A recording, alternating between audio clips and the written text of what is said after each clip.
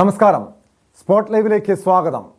മൂവാറ്റുപുഴ നിർമ്മല കോളേജിൽ വെള്ളിയാഴ്ച നിസ്കാരത്തിന് സൗകര്യമൊരുക്കണമെന്ന ഒരു കൂട്ടം വിദ്യാർത്ഥികളുടെ ആവശ്യവും പ്രതിഷേധവും വലിയ വിവാദത്തിന് വഴിവെച്ചിരുന്നു. സംഭവത്തിന് പിന്നാലെ വിവിധ ക്രൈസ്തവ സംഘടനകൾ ഉൾപ്പെടെ ഈ വിഷയത്തിൽ പ്രതിഷേധവുമായി രംഗത്തെത്തുകയും ചെയ്തു. ഇതിന് പിന്നിൽ ഗൂഢാലോചന ഉണ്ടെന്നും കേരളത്തിലെ മതസൗഹാർദ്ദം തകർക്കാനുള്ള നീക്കമെന്നുമായിരുന്നു അൽമായ കമ്മീഷൻ ഉൾപ്പെടെയുള്ള വിവിധ ക്രൈസ്തവ സംഘടനകളുടെ നിലപാട്. അതിനു പിന്നാലെ കോളേജ് മാനേജ്മെന്റും നിലപാട് വ്യക്തമാക്കിയിട്ടുണ്ട്. കുട്ടികളുടെ ആവശ്യം ബോധപൂർവമായ നീക്കമെന്നാണ് കോളേജ് മാനേജ്മെന്റ് വ്യക്തമാക്കുന്നത്. നിസ്കാരത്തിന് കോളേജിനടുത്തുള്ള മുസ്ലിം പള്ളിയിൽ സൗകര്യമുണ്ടെന്നും ആരും അനാവശ്യ സ്പർദ്ധ വളർത്തരുതെന്നും പ്രിൻസിപ്പൽ ഫാദർ ഫ്രാൻസിസ് കണ്ണാടൻ പറഞ്ഞു. കഴിഞ്ഞ 71 വർഷമായി മികച്ച അക്കാദമിക നിലവാരവും പാരമ്പര്യവും പുലർത്തുന്ന മധ്യകേരളത്തിലെ സ്വയംഭരണ പദവിയുള്ള ഒരു സ്ഥാപനമാണ് നിർമ്മല കോളേജ്. 3000-ൽ പരം വിദ്യാർത്ഥികൾ പഠിക്കുന്ന ഒരു ശ്രേഷ്ഠമായ കലാലയമാണ് ഇത്. ഉയർന്ന മതേതര മൂല്യവും സാഹോദര്യവും സഹിഷ്ണുതയും ഉറപ്പുവരുത്തുന്ന അക്കാര്യത്തിൽ എപ്പോഴും ബദ്ധശ്രദ്ധ പുലർത്തുന്ന ഒരു സ്ഥാപനമാണ് നിർമ്മല കലാലയം. കഴിഞ്ഞ ജൂലൈ 26-ാം തീയതി വെള്ളിയാഴ്ച കോളേജിൽ നടന്ന പ്രത്യേക മതവിഭാഗത്തിൽപ്പെട്ട വിദ്യാർത്ഥിനികൾ നിസ്കാരം നടത്തുവാൻ ഒരു മുറി അനുവദിക്കണം എന്നാവശ്യപ്പെടുകയായി സംഘം ചേരുകയും പ്രസ്തുത ആവശ്യം എഴുതി തയ്യാറാക്കി പ്രിൻസിപ്പലിന് സമർപ്പിക്കുകയും ചെയ്തിരുന്നു. കോളേജ് ഇത് പരിശോധിക്കുകയും അതിന്റെ അടിസ്ഥാനത്തിൽ ഇത്രകാലം കഴിഞ്ഞ 72 വർഷമായി നിർമ്മല കോളേജ് പുലർത്തി വന്നിരിക്കുന്ന അതേ നിലപാട് തന്നെ ശക്തവും വ്യക്തവും സുതാര്യവുമായി ആ നിലപാടിൽ ഉറച്ചു നിൽക്കുന്നു. അതിൽ ഒരു മാറ്റവും വരുത്തിയിട്ടില്ല എന്ന് പൊതുസമൂഹത്തെ അറിയിക്കുകയാണ്. പ്രസ്തുത ആവശ്യം ഒരു തരത്തിലും അനുവദിക്കേണ്ടില്ല എന്ന തീരുമാനത്തിലും ആണ് കോളേജ് ഇന്ന് നിലനിൽക്കുന്നത്. നിർമ്മല കോളേജ് എന്ന ഈ കലാലയത്തിന് നാളിതുവരെ പൊതുസമൂഹം നൽകി വന്നിരിക്കുന്ന എല്ലാ സഹകരണത്തിനും നിങ്ങളോടുള്ള നന്ദിയും സ്നേഹവും അർപ്പിക്കുന്നു. പ്രസ്തുത വിഷയത്തിന്മേൽ തെറ്റായ പ്രചരണങ്ങളിലൂടെ അനാവശ്യ സ്പർദ്ധ വളർത്തുവാൻ ഇടയാകരുത് എന്ന് വിനയപൂർവ്വം പൊതുസമൂഹത്തോട് അവരെ ഓർമ്മിപ്പിക്കുകയും ചെയ്യുന്നു. Nirmala college autonomous east college Nirmala എന്ന പേരിൽ അറിയപ്പെടുന്നതിന് കാരണം ഇതിന്റെ നിലപാട് ശക്തമാണ്, വ്യക്തമാണ്, സുതാര്യമാണ് എന്നതുകൊണ്ടാണ്. അതുകൊണ്ടാണ് ഇത്ര കേരളത്തിലും അതോടൊപ്പം തന്നെ ഭാരതത്തിന് പുറത്തുമുള്ള ആളുകൾ ഇതിനെക്കുറിച്ച് ശ്രദ്ധിക്കുകയും അന്വേഷിക്കുകയും ഈ അഭിപ്രായത്തെ പിന്താങ്ങുകയും ചെയ്യുന്നു എന്നതിന്റെ ഏറ്റവും വലിയ തെളിവും പൊതുസമൂഹം ഇത് അംഗീകരിക്കുന്നു. ഇതുതന്നെയായിരിക്കണം പൊതുസമൂഹത്തിന്റെയും നമ്മുടെയും നിലപാട് എന്ന് ഉറക്കെ പ്രഖ്യാപിക്കുകയും ചെയ്യുന്നതിന്റെ ഭാഗമായിട്ടാണ് മാധ്യമ സുഹൃത്തുക്കൾ പൊതുസമൂഹത്തിന്റെ സ്വരം എന്ന നിലയിൽ നിങ്ങളിവിടെ എത്തിയിരിക്കുന്നത്. ഇതിനുള്ള നന്ദിയും സ്നേഹവും കടപ്പാടും ഈ കോളേജ് എന്നും പുലർത്തുന്നതാണ് എന്നറിയിക്കുന്നു. നമ്മുടെ രാജ്യത്തിന്റെ അഖണ്ഡത അത് നിലനിർത്താൻ, സൂക്ഷിക്കാൻ, സംരക്ഷിക്കാൻ കടപ്പെട്ടവരാണ് എന്നൊരു കാര്യവും പറഞ്ഞുകൊണ്ട് നിർത്തുന്നു. നമുക്കതിനെക്കുറിച്ച് അറിയില്ല, അങ്ങനത്തെ ഒരു നിലപാട് കണ്ടില്ല. കണ്ടപ്പോൾ തന്നെ നമ്മൾ അവരോട് ആവശ്യപ്പെട്ടു, നിങ്ങൾക്ക് ഇവിടെ കോളേജിന് തൊട്ടടുത്ത് അവരുടെ മോസ്ക് ഉണ്ട്, അവിടെ വിദ്യാർത്ഥിനികൾക്ക് പോകാൻ സാധിക്കും. ഏകദേശം ഒരു 20 മീറ്റർ ദൂരത്തിലാണ് ഈ മോസ്ക് സ്ഥിതി ചെയ്യുന്നത്. അവിടെ പോകാനായിട്ടുള്ള അനുവാദം അവർക്കുണ്ട്. അവിടെ പ്രാർത്ഥന നടത്തുന്നതിലും നമുക്ക് ബുദ്ധിമുട്ടില്ല. കാരണം എല്ലാ കോളേജുകളിലും 3/4 മണിക്കൂർ സമയം മാത്രമാണ്, 45 മിനിറ്റ് സമയമൊക്കെയാണ് ഇന്റർവെൽ ഉള്ളത്. പക്ഷേ നിർമ്മല കോളേജിൽ 1 മണിക്കൂർ സമയമുണ്ട്. അപ്പൊ ആ സമയത്ത് ഈ 10-20 മീറ്റർ ദൂരത്തിലുള്ള പള്ളിയിൽ പോയി വരാൻ അവർക്ക് സാധിക്കും. അതിനുള്ള അവസരം അവർക്കുണ്ട്. അത് ഒരു തരത്തിലും നിഷേധിച്ചിട്ടില്ല എന്നാണ് പറയാനായിട്ട്. അങ്ങനെ ഒരു ആലോചന കുറിച്ച് ഞങ്ങൾ ചിന്തിക്കുന്നില്ല. പക്ഷേ നിങ്ങൾക്ക് അതിനെക്കുറിച്ച് അന്വേഷണങ്ങൾ നടത്താവുന്നതാണ്. മാധ്യമപ്രവർത്തകർ എന്ന നിലയിൽ നിങ്ങൾക്ക് അതിനെക്കുറിച്ച് അന്വേഷണങ്ങൾ നടത്താം. ഞങ്ങളൊരു നിലപാട് അങ്ങനെ കാണിക്കുന്നില്ല. കഴിഞ്ഞ 72 വർഷമായി നിർമ്മല കോളേജ് പുലർത്തി പോന്നിരുന്ന ഈ നിലപാടിൽ നിന്ന് യാതൊരു വ്യത്യാസവും സംഭവിച്ചിട്ടില്ല. അത് തന്നെ ഇനി തുടരുകയും ചെയ്യും. ഇതേവരെ ഇങ്ങനെയൊരു ആവശ്യം പറഞ്ഞ് നിർമ്മല കോളേജിലോ എനിക്ക് തോന്നുന്നു കേരളത്തിൽ മറ്റ് സ്ഥാപനങ്ങളിലോ വന്നിട്ടുണ്ട് എന്ന് എന്റെ അറിവിലില്ല. ഇത് നമ്മുടെ നാടിന്റെ ഒരു പ്രശ്നമല്ലേ? അതിനെ നമ്മൾ സ്വീകരിക്കുന്നത്, ഈ ഒരു പ്രശ്നത്തെ നമ്മൾ ഒരു വിഭാഗം വിദ്യാർത്ഥികളുടെ ആവശ്യം അംഗീകരിക്കാനാവില്ല എന്ന് മാനേജ്മെന്റ് നിലപാടെടുത്തതോടെ മഹല്ല് ഭാരവാഹികൾ കോളേജിലെത്തി അധികൃതരുമായി ചർച്ച നടത്തി. കുട്ടികളുടെ നടപടി അപക്വമെന്നും അവർക്ക് തെറ്റുപറ്റിയെന്നും കോളേജിൽ നടന്ന സംഭവം ദൗർഭാഗ്യകരമെന്നും ചർച്ചയ്ക്ക് ശേഷം മഹല്ല് ഭാരവാഹികൾ പറഞ്ഞു. കോളേജിൽ കഴിഞ്ഞ ദിവസമുണ്ടായ സംഭവങ്ങൾ അനിഷ്ടകരമാണ് എന്നാണ് ഞങ്ങൾ സൂചിപ്പിച്ചിട്ടുള്ളത്. പ്രാർത്ഥനയ്ക്കും ആചാരാനുഷ്ഠാനങ്ങൾക്കുമൊക്കെ നിർദ്ദിഷ്ടമായ രീതികൾ ഇസ്ലാം മതം നിഷ്കർഷിച്ചിട്ടുണ്ട്. കുട്ടികൾക്ക് തെറ്റുപറ്റി എന്ന കാര്യം ഇവിടുത്തെ അധികാരികളുടെ മുമ്പിൽ അംഗീകരിക്കുന്നതിനും അതിൽ സമുദായത്തിന്റെ ഖേദപ്രകടനം നടത്തുന്നതിനും വേണ്ടി ആണ് ഞങ്ങൾ ഈ അവസരം ഉപയോഗിച്ചിട്ടുള്ളത്. സത്യത്തിൽ ഏതെങ്കിലും തരത്തിൽ ഏതെങ്കിലും കലാലയത്തിലെ വിദ്യാർത്ഥികളിൽ നിന്നോ അതല്ലെങ്കിൽ സമുദായവുമായി ബന്ധപ്പെട്ട ആളുകളിൽ നിന്നോ ചെറിയ ഒരു ലാഞ്ചനയെങ്കിലും തെറ്റായ രീതിയിൽ ഉണ്ടായിക്കഴിഞ്ഞാൽ അത് മുതലെടുക്കാൻ കുബുദ്ധികൾ കാത്തിരിക്കുന്ന ഒരു കാലമാണിത്. അതുകൊണ്ട് നമ്മുടെ കലാലയ അന്തരീക്ഷം, സാമൂഹ്യ അന്തരീക്ഷം, സാമുദായിക അന്തരീക്ഷം ഒന്നും നമ്മുടെ മേഖലയിൽ, കേരളത്തിൽ, രാജ്യത്ത് ഉണ്ടായിക്കൂടാ എന്ന വിശ്വാസത്തിന്റെ അടിസ്ഥാനത്തിലാണ് ചർച്ച നടത്തിയിട്ടുള്ളതും സംവാദം നടത്തിയിട്ടുള്ളതും. നിസ്കാരത്തിന് കോളേജിൽ പ്രത്യേക സൗകര്യമൊരുക്കണമെന്ന ആവശ്യവുമായി വെള്ളിയാഴ്ച പ്രിൻസിപ്പലിനെ മണിക്കൂറോളമാണ് ഈ വിദ്യാർത്ഥികൾ, ഒരു സംഘം വിദ്യാർത്ഥികൾ തടഞ്ഞു വെച്ചത്. അത് പിന്നീട് വലിയ വിവാദമാവുകയും ചെയ്തിരുന്നു. പ്രതിഷേധത്തിൽ പങ്കില്ലെന്ന് MSF സംസ്ഥാന പ്രസിഡന്റ് PK നവാസ് വ്യക്തമാക്കി. MSFനെ സംബന്ധിച്ചിടത്തോളം MSF അങ്ങനെ ഒരു സമരത്തിന് നേതൃത്വം കൊടുക്കുകയോ അങ്ങനെ ഒരു സമരത്തിന് ആഹ്വാനം ചെയ്യുകയോ MSFയുടെ അടയാളങ്ങൾ ആ സമരത്തിൽ ഉപയോഗിക്കുകയോ ചെയ്തിട്ടില്ല. അവിടുത്തെ വിദ്യാർത്ഥികൾ നടത്തിയ സമരം വിദ്യാർത്ഥികളോട് സംസാരിക്കണം. MSFന്റെ ലേബലിൽ ഒരു സമരം അവിടെ നടന്നിട്ടില്ല. ഞങ്ങൾക്ക് അങ്ങനെ ഒരു സമരമില്ല, ഞങ്ങൾ അങ്ങനെ സമരം നടത്തിയിട്ടില്ല, ഞങ്ങളുടെ കൊടിയോ അടയാളങ്ങളോ ആ സമരത്തിലില്ല. MSFന്റെ ഏതെങ്കിലും ഒരു ഘടകം ആ സമരത്തിന് ആഹ്വാനം ചെയ്തിട്ടില്ല. യൂണിറ്റ് MSFന്റെ ഘടകം ആ സമരത്തിൽ ഞങ്ങളില്ല, അത് വ്യാജമാണെന്ന് കൃത്യമായി പറഞ്ഞിട്ടുണ്ട്. ജില്ലാ MSF ഇന്നലെ പ്രസ്താവന ഇറക്കിയിട്ടുണ്ട്, സംസ്ഥാന MSF ഇന്നലെ പ്രസ്താവന ഇറക്കിയിട്ടുണ്ട്. നിസ്കാരത്തിന് പ്രത്യേക സൗകര്യമൊരുക്കണമെന്ന് ആവശ്യപ്പെട്ടുകൊണ്ട് മൂവാറ്റുപുഴ നിർമ്മല കോളേജിൽ നടന്ന പ്രതിഷേധം ആസൂത്രിതമോ എന്നാണ് സ്പോട്ട് ലൈവ് പരിശോധിക്കുന്നത്. ഡാനി ഇപ്പോൾ ചേരുന്നുണ്ട് വിശദാംശങ്ങളുമായി. ഡാനി, ഈ ഒരു പ്രതിഷേധം, കഴിഞ്ഞ വെള്ളിയാഴ്ച നടന്ന പ്രതിഷേധം സംഘടിപ്പിച്ചത് ആരാണെന്ന കാര്യത്തിൽ ഇപ്പോഴും വ്യക്തതയില്ല. MSFും SFIയും ഉൾപ്പെടുന്ന സംഘടനകളുടെ നേതൃത്വത്തിൽ നടന്ന സമരമെന്നായിരുന്നു തുടക്കത്തിൽ പുറത്തു വന്ന വാർത്ത. എന്നാൽ SFIയും MSFും ഇത് നിഷേധിക്കുന്നുണ്ട്. അങ്ങനെയെങ്കിൽ ഈ പ്രതിഷേധം സംഘടിപ്പിച്ചത് ആരാണ്? ഇതിനുശേഷം ഇപ്പോൾ കോളേജ് മാനേജ്മെന്റും മഹല്ല് കമ്മിറ്റിയും ഒക്കെ നിലപാട് വ്യക്തമാക്കിയിട്ടുണ്ട്. കുട്ടികളുടെ പക്വതയില്ലാത്ത നിലപാടാണ് ഇത്, പൂർണ്ണമായും മഹല്ല് കമ്മിറ്റി തള്ളുകയും ചെയ്യുന്നുണ്ട്. പക്ഷെ ആരാണ് ഈ പ്രതിഷേധത്തിന് നേതൃത്വം നൽകിയത്? അതിന് പിന്നിലെ ഏതെങ്കിലും നിഗൂഢ ശക്തികളുണ്ടോ? ആസൂത്രിതമായിട്ടുള്ള ഒരു പ്രതിഷേധമായിരുന്നു അത്? ഡാനി,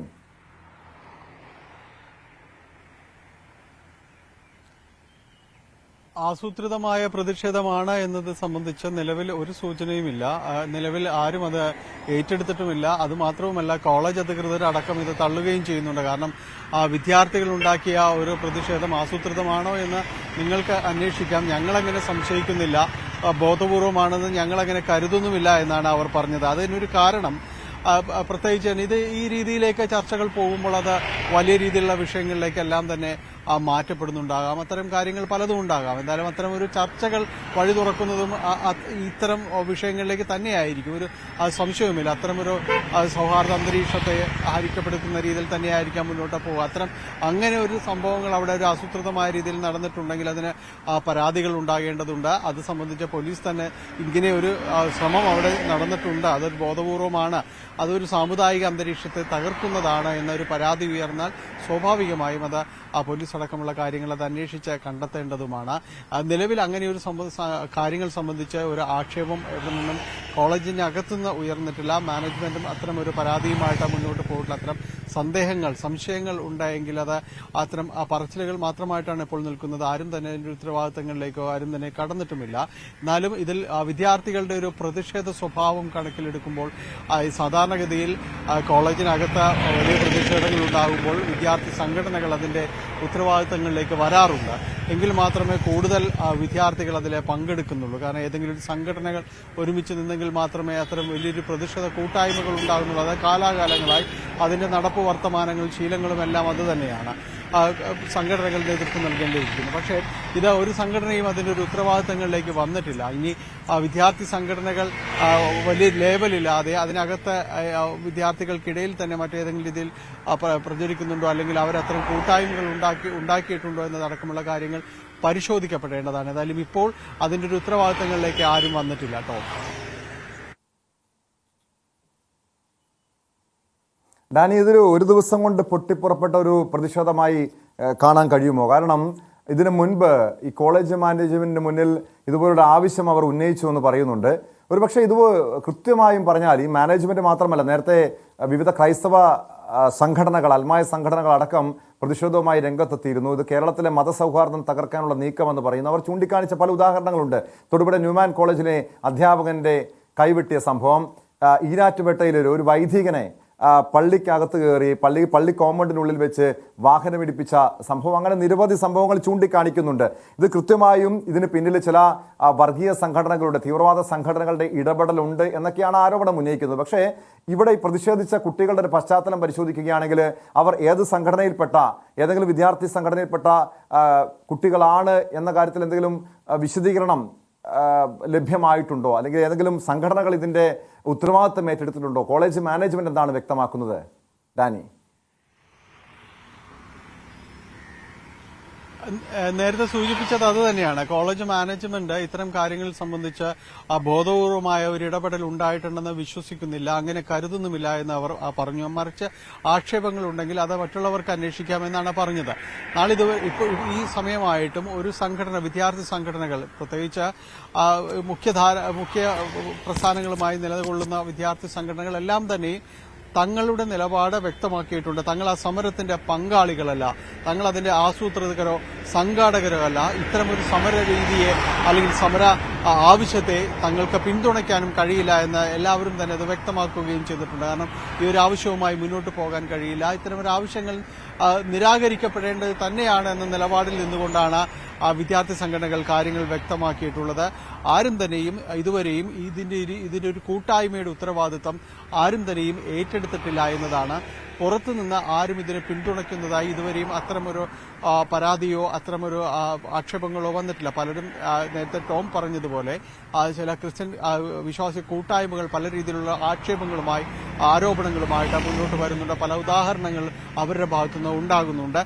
പക്ഷേ അത് ഒരു കാരണമായിട്ട് ഇവിടേക്ക് മൂവാറ്റുപുഴയിലേക്ക് നിർമ്മല കോളേജിനകത്തേക്ക് ഒരു ചൂണ്ടുപലകയായി ആരും തന്നെ കൊണ്ടുവരുന്നില്ല, ഒരു പരസ്യ പരാതിയായിട്ട് ആരും തന്നെ ഉന്നയിക്കപ്പെടുന്നില്ല എന്നതാണ്. അങ്ങനെയുണ്ടെങ്കിൽ, അത്തരം ചോദ്യങ്ങൾ ഉയരുന്നുണ്ടെങ്കിൽ, അത്തരം സംശയങ്ങൾ ഉണ്ടാകുന്നുണ്ടെങ്കിൽ നിശ്ചയമായും അവർ ആ രീതിയിലേക്ക് പോലീസിലടക്കം ഇത് സംബന്ധിയായ അന്വേഷണങ്ങൾ നടത്തണം. ഇതൊരു സാമൂഹിക സ്പർദ്ധ കലാപം ലക്ഷ്യം വെച്ചുകൊണ്ടോ തീർച്ചയായും പരിശോധിക്കേണ്ട വിഷയം തന്നെയാണ്. കാരണം ഒരു സാമൂഹിക സ്പർദ്ധ വളർത്തുന്നതിന്റെ ഭാഗമായിട്ട് നടന്ന ഏതെങ്കിലും നിഗൂഢമായിട്ടുള്ള ഒരു നീക്കമായിരുന്നോ ഈ വിദ്യാർത്ഥികളുടെ ഭാഗത്തു നിന്നുണ്ടായത്? അങ്ങനെയെങ്കിൽ അതിന് പിന്നിൽ ആരാണ് തുടങ്ങിയ കാര്യങ്ങൾ പരിശോധിക്കേണ്ട വിഷയം തന്നെ ആണ്. കാരണം കഴിഞ്ഞ 70 വർഷത്തോളമായി പ്രവർത്തിക്കുന്ന ഒരു സ്ഥാപനമാണ്, വിദ്യാഭ്യാസ സ്ഥാപനമാണ്. കോളേജ് മാനേജ്മെന്റ് തന്നെ നിലപാട് വ്യക്തമാക്കിയിട്ടുണ്ട്. എല്ലാ വെള്ളിയാഴ്ചയും കൃത്യമായും 1 മണിക്കൂർ തൊട്ട് സമീപത്തുള്ള മസ്ജിദിൽ നിസ്കരിക്കാൻ പോകാനുള്ള സൗകര്യം വിദ്യാർത്ഥികൾക്ക് ഒരുക്കിയിട്ടുണ്ട്. അതിനപ്പുറമുള്ള ഒരു വിട്ടുവീഴ്ചയ്ക്കും തയ്യാറല്ല. കാരണം അത്തരം പ്രവണതകൾ ഇവിടെ അവസാനിപ്പിക്കണം എന്നൊരു സന്ദേശം തന്നെയാണ് കോളേജ് മാനേജ്മെന്റ് നൽകുന്നത്. ഡാനിപ്പോളിലേക്ക് തിരികെ എത്താം. അതിനു മുൻപ് മന്ത്രി ആർ ബിന്ദുവിന്റെ ഒരു പ്രതികരണം കൂടി പുറത്തു വന്നിരുന്നു. നിർമ്മല കോളേജ് വിവാദം അവിടെ തന്നെ ചർച്ച ചെയ്തിട്ടുണ്ടെന്നാണ് ഉന്നത വിദ്യാഭ്യാസ വകുപ്പ് മന്ത്രി ആർ ബിന്ദു പ്രതികരിച്ചത്.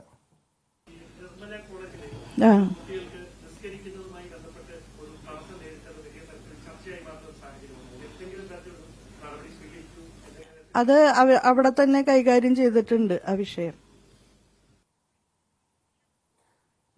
ഡാനി പോളിലേക്ക്. ഡാനി, മന്ത്രി, ഉന്നത വിദ്യാഭ്യാസ വകുപ്പ് മന്ത്രി പറഞ്ഞത് അവിടെ തന്നെ പ്രശ്നം ചർച്ച ചെയ്ത് അവസാനിപ്പിച്ചു എന്നാണ്. അങ്ങനെ ഈ ഒരു വിവാദം അവസാനിച്ചു എന്ന് കരുതാൻ കഴിയുമോ? കാരണം മാനേജ്മെന്റ് നിലപാട് വ്യക്തമാക്കിയിട്ടുണ്ട്. അത്തരമൊരു ഈ വിദ്യാർത്ഥികളുടെ ആവശ്യം അംഗീകരിക്കില്ല. മഹല്ല് കമ്മിറ്റി അവിടെ പോയി ഈ കുട്ടികൾക്ക് തെറ്റുപറ്റിപ്പോയി എന്ന് ഏറ്റുപറയുന്നു. ഒരു പരിധിവരെ നമുക്കിപ്പോൾ ഈ പ്രശ്നം അവസാനിച്ചു എന്ന് തോന്നുന്നുണ്ട്. പക്ഷേ ഇത് പൂർണ്ണമായും ഈ ഒരു പ്രശ്നത്തിന്, ഈ വിവാദത്തിന് ഒരു പരിഹാരം കണ്ടു എന്ന് തന്നെ വ്യക്തമായി പറയാൻ കഴിയുമോ ഡാനി?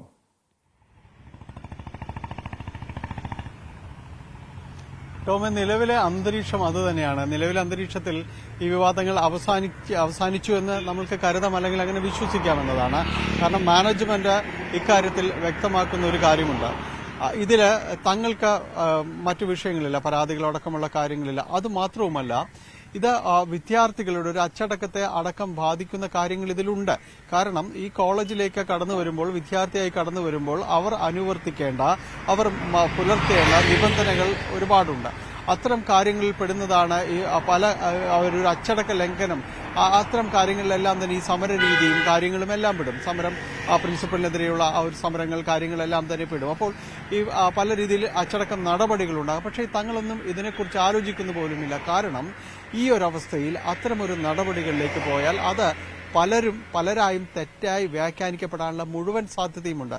അത് ഇപ്പോഴുള്ള വിഷയങ്ങൾ ഒന്നുകൂടി സങ്കീർണമാക്കും. അത് ഒരുപക്ഷെ അത് കുറച്ചുകൂടി ബുദ്ധിമുട്ടുള്ള രീതിയിലേക്ക് പോകും. അപ്പോൾ അത്തരം കാര്യങ്ങൾക്ക് ഇപ്പോൾ സ്പേസ് ഇല്ല. കാരണം ഇപ്പോൾ കുട്ടികൾക്ക് പറ്റിയ ഒരു തെറ്റ്, അല്ലെങ്കിൽ അവർക്ക് ഈ ഇപ്പോൾ സംഭവിച്ചിരിക്കുന്ന കാര്യങ്ങൾ, അവരുടെ ചിന്തകൾ, അത് പറഞ്ഞ് മനസ്സിലാക്കപ്പെടേണ്ടതാണ്. അവർ അത് തിരുത്തപ്പെടും. അതിനായുള്ള ഒരു ഇടപെടൽ ഉണ്ടാകുമെന്ന് അവരുടെ ഭാഗത്തുനിന്ന് ഒരു വിശദീകരണം വരുന്നു. ഒപ്പം മഹല്ല് കമ്മിറ്റി കൈക്കൊണ്ട തീരുമാനങ്ങൾ വളരെ ശ്ലാഘനീയമാണ്. കാരണം അവർ വരികയും അതോടൊപ്പം തന്നെ കോളേജ് അധികൃതരുമായടക്കം ചർച്ച നടത്തുകയും ചെയ്തു.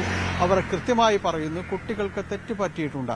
അവരുണ്ടാക്കിയ സങ്കീർണതകൾ തങ്ങൾ ഖേദം പ്രകടിപ്പിക്കുകയാണ്. തങ്ങൾ മാനേജ്മെന്റിനോടക്കം അത് വ്യക്തമാക്കുകയും ചെയ്തു. തങ്ങളുടെ ഭാഗത്ത് വന്ന വീഴ്ചകൾക്ക് തങ്ങൾ ഖേദം പ്രകടിപ്പിക്കുകയാണെന്ന് പറഞ്ഞു. അതോടൊപ്പം ഈ വിഷയങ്ങൾ ഇവിടെ അവസാനിക്കട്ടെ എന്ന് അവർ ശുഭപ്രതീക്ഷ പ്രകടിപ്പിക്കുന്നു.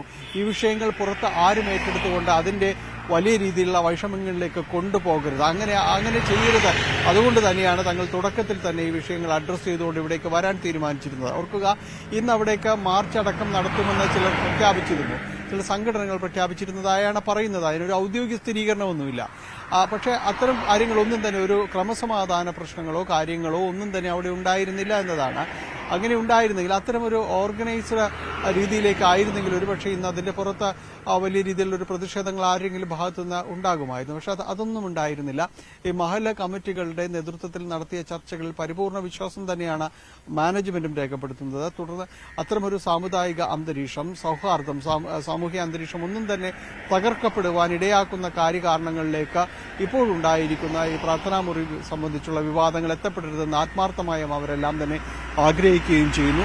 അതിന്റെ ഒരു പ്രതിഫലനങ്ങൾ വരും ദിവസങ്ങളിൽ ഉണ്ടാകുമെന്ന് നമുക്ക് പ്രതീക്ഷിക്കാം. ഈ വിവാദങ്ങൾ ഇവിടെ അവസാനിക്കുമെന്ന് ശുഭപ്രതീക്ഷ പുലർത്തുകയും ചെയ്യാം.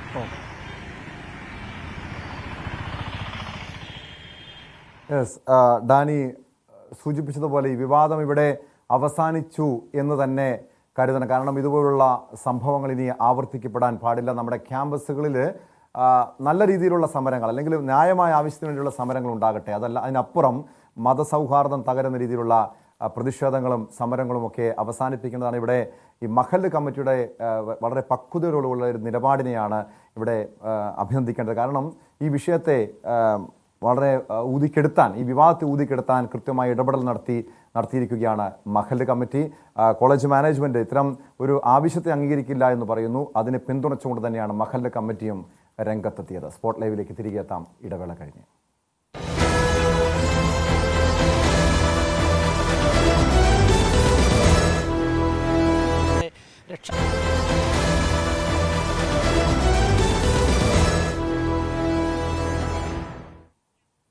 സ്പോട്ട് ലൈവ് തുടരുന്നു. തിരുവനന്തപുരം മഞ്ചൂരിൽ വീട്ടിൽ കയറി യുവതിയെ എയർഗൺ ഉപയോഗിച്ച് വെടിവെച്ച സംഭവമാണ് സ്പോട്ട് ലൈവിന് പരിശോധിക്കുന്നത്.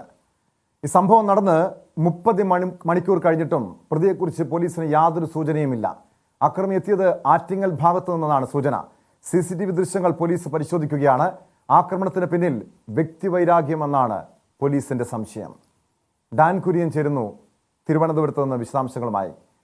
ഡാൻ, ഈ സംഭവം നടന്നിട്ടിപ്പോൾ ഒരു ദിവസം പിന്നിട്ടു. യാതൊരു രീതിയിലുള്ള സൂചന ആരാണ് വെടിവെച്ചതെന്ന ഒരു കാര്യത്തിൽ പോലീസിന് ഇപ്പോഴും കൃത്യമായൊരു വ്യക്തത വന്നിട്ടില്ല. പക്ഷെ ഒരു സ്ത്രീയാണെന്ന് ഉറപ്പിക്കുന്നു. ഇതിന് പിന്നിൽ വ്യക്തിവൈരാഗ്യമെന്ന് പറയുന്നു. അങ്ങനെയെങ്കിൽ ആരാണ് ഈ കൃത്യം നടത്തിയതെന്ന് കണ്ടെത്താൻ എന്തുകൊണ്ടാണ് പോലീസിന് ഇതുവരെയും കഴിയാത്തത്? ഡാൻ, ഈ പരിക്കേറ്റ്, അതായത് ഈ വെടിവയ്പ്പിൽ പരിക്കേറ്റ് സ്വകാര്യ ആശുപത്രിയിൽ ചികിത്സയിൽ തുടരുന്ന ഷിനിയുടെ മൊഴി വിശദമായി രേഖപ്പെടുത്തിയാൽ മാത്രമേ എന്താണ് യഥാർത്ഥത്തിൽ സംഭവിച്ചത് എന്നതിനെക്കുറിച്ച് വ്യക്തമായ സൂചന അന്വേഷണ സംഘത്തിന് ലഭിക്കുകയുള്ളൂ. ഇന്നലെ ആശുപത്രി കിടക്കയിൽ വെച്ച് അവരുടെ മൊഴി രേഖപ്പെടുത്തിയിരുന്നു. പക്ഷേ അന്വേഷണത്തിന് സഹായകരമാകുന്ന തരത്തിലുള്ള സൂചനകളൊന്നും ഷിനിയുടെ ഭാഗത്തു നിന്ന് പോലീസിന് ലഭിച്ചിട്ടില്ല എന്ന വിവരങ്ങളാണ് പുറത്തു വന്നുകൊണ്ടിരുന്നത്. അതായത് ഈ തുടർച്ചയായി ഷിനിയുടെ പേര് ആവർത്തിച്ച് ഇവർ ആവശ്യപ്പെടുന്നു. ഷിനി തന്നെ ഒപ്പിട്ട് നൽകണമെന്ന് പറയുന്നു. അങ്ങനെ ഒപ്പിട്ട് നൽകാൻ വിസമ്മതിച്ചതുമായി ബന്ധപ്പെട്ട തർക്കമുണ്ടാകുന്നു. ആ തർക്കത്തിനൊടുവിൽ 2 തവണ കൈക്ക് നേരെ വെടിയുതിർക്കുന്നു. ഇക്കാര്യമാണ് ഇന്നലെ ഷിനിയുടെ വീട്ടിലുണ്ടായിരുന്ന ഈ വഞ്ചൂരിലെ പോസ്റ്റ് ഓഫീസ് ലൈനിലുണ്ടായിരുന്ന വീട്ടിലുണ്ടായിരുന്ന ഷിനിയുടെ ഭർത്തൃപിതാവ് അടക്കം മാധ്യമങ്ങളോട് പ്രതികരിച്ചതും പോലീസിനോട് പറഞ്ഞതുമെല്ലാം ഈ കാര്യങ്ങളാണ്. അതിനപ്പുറത്തേക്ക് തങ്ങൾക്ക് ആരോടും വിരോധം ഇല്ല എന്നും തങ്ങളോട് ആർക്കും വൈരാഗ്യമുള്ളതായി അറിയത്തില്ല എന്നും അദ്ദേഹം കൂട്ടിച്ചേർത്തിരുന്നു. ആ കാര്യങ്ങൾ തന്നെയാണ് പോലീസിന് മുമ്പിലും അവർ മൊഴി നൽകിയത്. അതിന് പിന്നാലെയാണ് ആശുപത്രിയിലെത്തി അന്വേഷണ സംഘം ഷിനിയുടെ വിശദമായ മൊഴിയെടുക്കാൻ ശ്രമിച്ചത്. പക്ഷേ അന്വേഷണത്തിന് സഹായകരമാകുന്ന തരത്തിലുള്ള സൂചനകളൊന്നും അവരുടെ ഭാഗത്തു നിന്ന് ലഭിച്ചിട്ടില്ല എന്നാണ് ഉദ്യോഗസ്ഥർ ഇന്നലെ വ്യക്തമാക്കിയത്. അതിനിടയിലാണ് സമീപത്തു നിന്ന് ലഭിച്ച CCTV ദൃശ്യങ്ങൾ കേന്ദ്രീകരിച്ചുകൊണ്ട് വിശദമായ പരിശോധന നടത്തിയത്. പക്ഷേ CCTV ദൃശ്യങ്ങൾ വിശദമായി പരിശോധിച്ചതിൽ നിന്ന് ഈ അക്രമി എത്തിയെന്ന് കരുതപ്പെടുന്ന വാഹനത്തിൻ്റെ കൃത്യമായ വിവരങ്ങൾ പോലീസിന് ലഭിച്ചു. പക്ഷേ ആ കാറിൻ്റെ നമ്പർ പ്ലേറ്റ് വ്യാജമായതോടെ അതുമായി ബന്ധപ്പെട്ട അന്വേഷണവും വഴിമുട്ടുന്ന ഒരു സാഹചര്യമാണ് ഉണ്ടായത്. പക്ഷേ ഈ വ്യാജമായ നമ്പർ പ്ലേറ്റ് ഘടിപ്പിച്ചിരുന്ന വാഹനത്തിൻ്റെ യഥാർത്ഥ ഉടമയെക്കുറിച്ചുള്ള ചില സൂചനകൾ പോലീസിന് ലഭിച്ചിട്ടുണ്ട് എന്ന് പറയുന്നു. പക്ഷേ അതിലൊരു സ്ഥിരീകരണം ഇതുവരെ ഉണ്ടായിട്ടുമില്ല. എന്തായാലും ഇവരുടെ ഭാഗത്ത് നിന്ന് കൂടുതൽ കാര്യങ്ങൾ ചോദിച്ചറിയേണ്ടതുണ്ട് എന്ന് മാത്രമാണ് അന്വേഷണ സംഘം വ്യക്തമാക്കിയിരിക്കുന്നത്. അതിനപ്പുറത്തേക്ക് മുൻവൈരാഗ്യത്തിൻ്റെ കാരണം എന്താണ്, മുൻവൈരാഗ്യമെന്ന് പോലീസ് ഉറപ്പിക്കുന്നതിൻ്റെ കാരണം എന്താണ്, ഇതടക്കമുള്ള കാര്യങ്ങളിൽ വിശദാംശങ്ങൾ പുറത്തു വരേണ്ടതുണ്ട്. ഔദ്യോഗികമായ സ്ഥിരീകരണമൊന്നും ഉദ്യോഗസ്ഥരുടെ ഭാഗത്ത് നിന്ന് ഇതുവരെ ഇതുമായി ബന്ധപ്പെട്ട് ഉണ്ടായിട്ടുമില്ല. ഏറ്റവും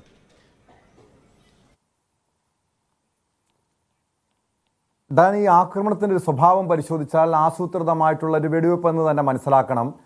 ഇതൊരു സ്ത്രീയാണ് വെടിവെച്ചതെന്ന് പോലീസ് ഉറപ്പിക്കുന്നുണ്ട്. അങ്ങനെയെങ്കിൽ അതിൻ്റെ ഒരു കാരണം ഡാൻ സൂചിപ്പിച്ചതുപോലെ ഒരു വ്യക്തിവിരോധമാകാം. ഈ സംഭവത്തിന് പിന്നിൽ കൂടുതൽ ആളുകൾക്ക് പങ്കുണ്ടെന്ന് പോലീസ് സംശയിക്കുന്നുണ്ടോ? കാരണം ആ കാര്യങ്ങളെക്കുറിച്ചൊരു സൂചന ലഭിക്കണമെങ്കിൽ കൃത്യമായി ഈ വാഹനം കടന്നു പോകുന്ന വഴിയിലെ CCTV ദൃശ്യങ്ങൾ കൂടി ലഭ്യമാകേണ്ടതുണ്ട്. നിലവിൽ ലഭിച്ചിട്ടുള്ള ദൃശ്യങ്ങളിൽ നിന്ന് ഇവർ വാഹനം ഓടിച്ച് പോകുന്നു എന്ന് സ്ഥിരീകരിക്കാവുന്ന സൂചന മാത്രം. അതിനപ്പുറത്തേക്ക് ആ വാഹനത്തിനുള്ളിൽ മറ്റാരെങ്കിലും ഉണ്ടായിരുന്നോ എന്നത് കൃത്യമായി പോലീസിന് ഇതുവരെ ഉറപ്പിക്കാൻ കഴിഞ്ഞിട്ടില്ല. അത് സംബന്ധിച്ച് ഷിനിയുടെ ഭാഗത്തു നിന്നും പോലീസിന് വിശദമായ വിവരങ്ങൾ ലഭിക്കേണ്ടതുണ്ട്. പക്ഷേ നിലവിൽ ഇവർ തനിച്ചാണ് ഈ വാഹനത്തിൽ എത്തിയത് എന്ന് ഉറപ്പിക്കാവുന്ന തരത്തിലുള്ള സൂചനകളാണ് പുറത്തു വന്നുകൊണ്ടിരിക്കുന്നത്. ആ വാഹനത്തിൽ മറ്റാരെങ്കിലും സഹായിക്കാൻ ഉണ്ടായിരുന്നോ എന്നതടക്കമുള്ള കാര്യങ്ങൾ വ്യക്തത വേണം. പക്ഷേ ഇപ്പോഴും എടുത്തു പറയേണ്ട ഒരു കാര്യം, ഈ ആസൂത്രണം ദിവസങ്ങൾക്ക് മുമ്പ് തന്നെ നടന്നിരുന്നുവെന്ന് ഉറപ്പിക്കാവുന്ന തരത്തിലുള്ള വിവരങ്ങളാണ് പോലീസിന് ലഭിച്ചിരിക്കുന്നത്. കാരണം വഞ്ചൂരിൽ നിന്ന് ഈ പോസ്റ്റ് ഓഫീസ് ലൈനിലേക്ക് കയറുന്ന വഴി ഇടുങ്ങിയൊരു വഴിയാണ്. 2 വലിയ വാഹനങ്ങൾ ഒരുമിച്ച് വന്നാൽ ബ്ലോക്ക് ചെയ്യപ്പെടുന്ന സാഹചര്യം ഉണ്ടാകും. അങ്ങനെ തിരക്കൊന്നുമില്ല എന്ന് ഉറപ്പാക്കിയതിന് ശേഷം പെട്ടെന്ന് വീട്ടിൽ വന്ന് കോളിംഗ് ബെൽ അടിക്കുന്നു. പുറത്തേക്ക് ഇറങ്ങി വരുമ്പോൾ ഷിനിയെ എവിടെയെന്ന് ചോദിക്കുന്നു. അങ്ങനെ ആവർത്തിച്ച് ചോദിച്ച് അവർ തന്നെ ഒപ്പിട്ട് നൽകണമെന്ന് പറയുന്നു. അങ്ങനെ ഇത് തർക്കത്തിലേക്ക് നയിക്കുന്നു. ഷിനി വരുന്നു. ഷിനിയുടെ കൈയുടെ നേർക്ക് 2 തവണ തുടർച്ചയായി വെടിയുതിർക്കുന്നു. അവരെ രക്ഷപ്പെടുത്താൻ കുടുംബാംഗങ്ങൾ ശ്രമിക്കുന്നതിനിടയിൽ ഈ സ്ത്രീ, അജ്ഞാതയായ സ്ത്രീ വാഹനത്തിൽ കയറി അതിവേഗത്തിൽ രക്ഷപ്പെട്ടു പോകുന്നു. ഇത് ചുരുങ്ങിയ മിനിറ്റുകൾക്കകത്താണ് ഇത്രയും സംഭവങ്ങൾ ഉണ്ടാകുന്നത്. അതിനോടകം മറുവശത്ത് നിന്നൊരു വാഹനം ഇവിടേക്ക് വന്നിരുന്നെങ്കിൽ ഇവരുടെ വാഹനത്തിന് കടന്നു പോകാൻ കഴിയാത്ത സാഹചര്യം വരുമായിരുന്നു. പക്ഷേ അങ്ങനെയൊന്നും സംഭവിക്കുന്നില്ല എന്ന് ഉറപ്പാക്കിയതിന് ശേഷം തന്നെയാണ് ഈ വാഹനത്തിൽ ഇവർ അതിവേഗം അവിടുന്ന് പാഞ്ഞു പോകുന്നത്. അതുകൊണ്ട് തന്നെയാണ് കൃത്യമായ ആസൂത്രണം അവിടെ നടന്നിട്ടുണ്ട് എന്ന് പോലീസും ഉറപ്പിക്കുന്നതിൻ്റെ കാര്യം.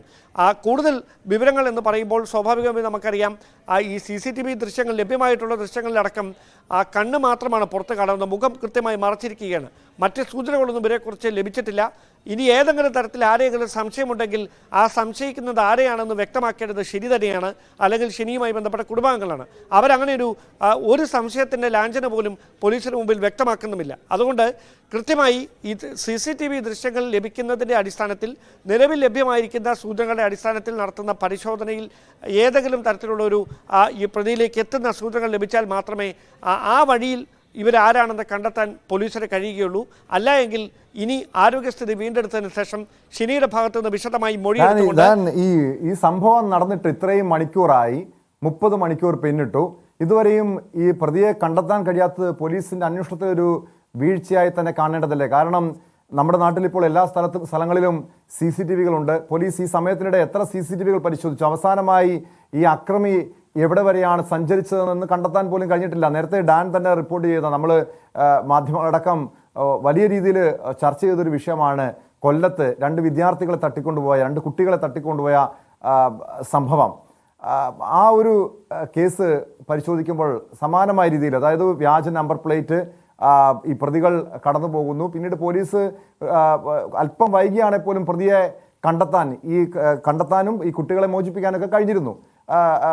ഇതുപോലുള്ള മറ്റൊരു സംഭവം, അതായത് വ്യാജ നമ്പർ പ്ലേറ്റിൽ ഈ അക്രമി എത്തുന്നു, അവിടെ നിന്ന് സ്ഥലത്ത് നിന്നും കടന്നു കളയുന്നു. എന്തുകൊണ്ടാണ് ഇത്രയും സമയം കഴിഞ്ഞിട്ടും ഈ CCTV-കൾ ഇത്ര സംവിധാനങ്ങളൊക്കെ ഉണ്ടായിട്ടും പോലീസിന് പ്രതിയെ കണ്ടെത്താൻ കഴിയാത്തത്? ഡാൻ, പ്രതിയെ കണ്ടെത്താൻ ഇതുവരെ കഴിഞ്ഞിട്ടില്ല എന്ന് പോലീസാണ് വിശദീകരിക്കുന്നത്. അതിനപ്പുറത്ത് അവരെ ഏതെങ്കിലും തരത്തിൽ ട്രേസ് ചെയ്തിട്ടുണ്ടോ, അവരുമായി ബന്ധപ്പെട്ട എന്തെങ്കിലും വിവരങ്ങൾ ലഭിച്ചിട്ടുണ്ടോ എന്ന കാര്യങ്ങൾ നമ്മളോട് പറയാത്തതാണ്. യഥാർത്ഥത്തിൽ ഒരുപക്ഷെ അവർക്ക് കൃത്യമായിട്ട് അറിയാൻ കഴിഞ്ഞിട്ടുണ്ടായിരിക്കും എന്താണ് കാര്യമെന്ന്. പക്ഷേ അവർ അത് വ്യക്തമാക്കാത്തതിന് പിന്നിൽ കൃത്യമായ ചില കാരണങ്ങൾ കാണും. അങ്ങനെ എന്തെങ്കിലും അന്വേഷണത്തിൽ വീഴ്ച വരുത്തിയിട്ടുണ്ടെങ്കിൽ ആ വീഴ്ചയെ സംബന്ധിച്ച് വിശദീകരിക്കേണ്ടത് ഷിനിയുടെ കുടുംബമാണ്, അല്ലെങ്കിൽ ഷിനിയാണ്. അവരിതുവരെ അങ്ങനെ പോലീസ് നടത്തുന്ന അന്വേഷണത്തിനെതിരെ ഒരു വിമർശനവും ഉന്നയിച്ചിട്ടില്ല. അന്വേഷണത്തോട് പൂർണ്ണമായി സഹകരിക്കുകയാണ് എന്ന് മാത്രമാണ് പറഞ്ഞിരിക്കുന്നത്. അപ്പോൾ സ്വാഭാവികമായി എന്തോ ഒന്ന് മറയ്ക്കാനുണ്ട്. ആ മറയ്ക്കാനുള്ള കാരണം ഉദ്യോഗസ്ഥർക്കും ഈ അന്വേഷണ സംഘത്തിനും ഈ കുടുംബാംഗങ്ങൾക്ക് മാത്രമായിരിക്കും അറിയാവുന്നത്. അവർ അതുമായി ബന്ധപ്പെട്ട കാര്യങ്ങളൊന്നും ഇതുവരെ വെളിപ്പെടുത്താൻ തയ്യാറാകാത്ത ഒരു പശ്ചാത്തലത്തിൽ അന്വേഷണത്തിൽ വീഴ്ചയാണ് സംഭവിച്ചിരിക്കുന്നതെന്ന് നമുക്കങ്ങ് ഉറപ്പിച്ച് പറയാൻ കഴിയില്ല. ഇതിനോടകം അവരെ ട്രേസ് ചെയ്യാൻ കഴിഞ്ഞിട്ടുണ്ടോ എന്നതടക്കമുള്ള കാര്യങ്ങൾ വരും മണിക്കൂറിൽ മാത്രമേ വ്യക്തമാകുകയുള്ളൂ. പക്ഷേ യഥാർത്ഥത്തിൽ എന്താണ് സംഭവിച്ചത്, ഇങ്ങനെയൊരു മുൻവൈരാഗ്യമാണ് ഇങ്ങനെയൊരു വെടിവയ്പ്പിലേക്ക് നയിച്ചതെങ്കിൽ ആ വൈരാഗ്യത്തിൻ്റെ കാരണം എന്താണ് എന്നതടക്കമുള്ള കാര്യങ്ങളൊക്കെ വിശദമായ അന്വേഷണത്തിൽ മാത്രമേ വ്യക്തമാകുകയുള്ളൂ. സ്വാഭാവികമായി ആ വഴിയിലേക്ക് അന്വേഷണം നീളുന്നുണ്ട്. City police commissioner G Sparjan Kumar തന്നെയാണ് അന്വേഷണം ഇപ്പോഴും ഏകോപിപ്പിച്ചുകൊണ്ടിരിക്കുന്നത് എന്നാണ് അറിയാൻ കഴിയുന്നതും. ടോം,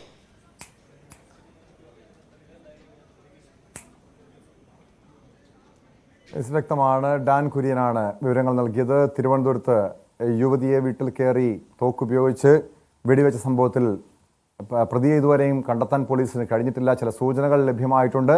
ഇതിന് പിന്നിൽ വ്യക്തിവൈരാഗ്യമാണ്, മുൻവൈരാഗ്യമാണെന്ന് പറയുന്നു. പക്ഷെ അതിൻ്റെ കാരണം കണ്ടെത്തണം. ഈ വീട്ടുകാരും ഇത് തങ്ങൾക്കൊരു ആരുടെ ഭാഗത്തുനിന്നും ഒരു ശത്രുതയില്ല എന്ന് പറയുമ്പോൾ എന്തെങ്കിലും മറച്ചു വെക്കുന്നുണ്ടോ തുടങ്ങിയ കാര്യങ്ങളും പോലീസ് പരിശോധിക്കുന്നുണ്ട്. ഉടൻ തന്നെ പ്രതിയിലേക്ക് എത്താൻ കഴിയുമെന്നാണ് പോലീസിന്റെ പ്രതീക്ഷ.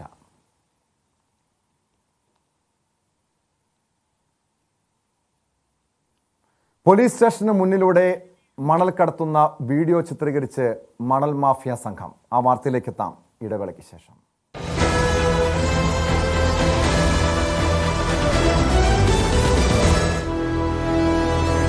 കളക്ടർ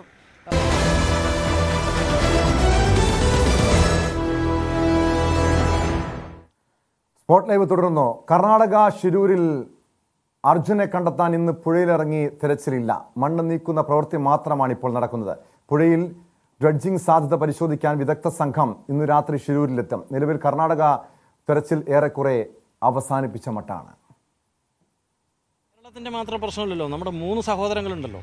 ഇവിടെ ലോകേഷും ജഗന്നാഥനും ഉണ്ട്, അത് ഇവിടുത്തെ കുട്ടികളാണ്. അതുപോലെ നമ്മുടെ അർജുൻ. അപ്പോൾ ഈ 3 പേർക്കും വേണ്ടിയിട്ടാണ് നമ്മൾ തെരച്ചിൽ നടത്തണമെന്ന് ആവശ്യപ്പെടുന്നത്. പക്ഷേ ഈ അടുത്ത ദിവസങ്ങളിലായി, മണിക്കൂറുകളായി വളരെ ഒരു നിഷേധാത്മകമായിട്ടുള്ള സമീപനമാണ് കാണുന്നത്. എങ്കിലും വളരെ സൗഹൃദപരമായിട്ടുള്ള നിലപാടാണ് ഇരു സർക്കാരുകളും തമ്മിൽ സ്വീകരിക്കുന്നത്. പക്ഷേ ചില സാങ്കേതിക തടസ്സങ്ങൾ അവർ ഉന്നയിച്ചിരുന്നു. ഇതിൻ്റെ പുഴയുടെ അടിയൊഴുക്കും ഇന്നത്തെ നിലയിൽ അത് കണ്ടെത്താനുള്ള പ്രയാസങ്ങളൊക്കെ തന്നെ പറഞ്ഞിരുന്നു. പക്ഷേ അതിനെ അതിജീവിക്കാൻ കഴിയും വിധത്തിലേക്കുള്ള യന്ത്ര സംവിധാനങ്ങൾ ഉറപ്പുവരുത്താനാണ് ഡ്രഡ്ജിങ്ങിൻ്റെ മിഷനെക്കുറിച്ചൊക്കെ ആലോചിച്ചത്. തൃശ്ശൂരിൽ നിന്ന് ആ യന്ത്രം കൊണ്ടുവരണമെന്നതിനെ കുറിച്ച് ആലോചിച്ചു. ഇപ്പോൾ അതിൻ്റെ ടെക്നീഷ്യന്മാർ അവിടെ നിന്ന് പുറപ്പെട്ടിട്ടുണ്ട്. ഇന്ന് വൈകുന്നേരത്തോടുകൂടി ഇവിടെ എത്തിച്ചേരും.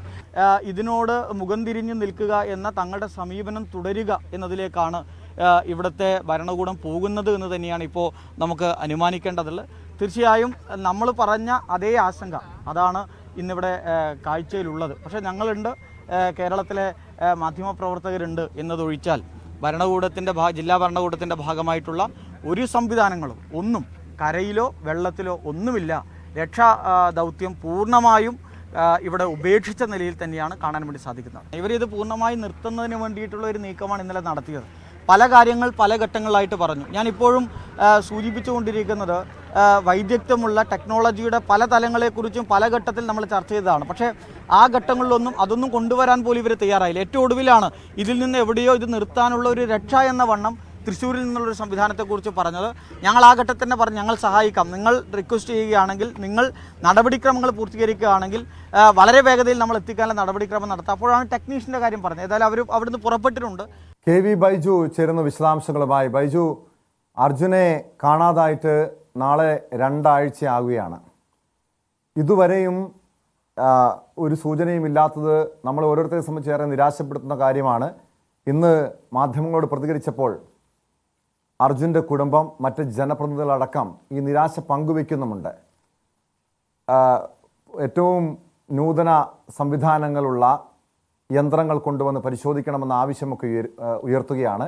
അതിനിടെ കർണാടക ഈ തെരച്ചിൽ അവസാനിപ്പിച്ച മട്ടും ഇനി എന്താണ് ഒരു പ്രതീക്ഷയ്ക്ക് വകയുള്ളത്?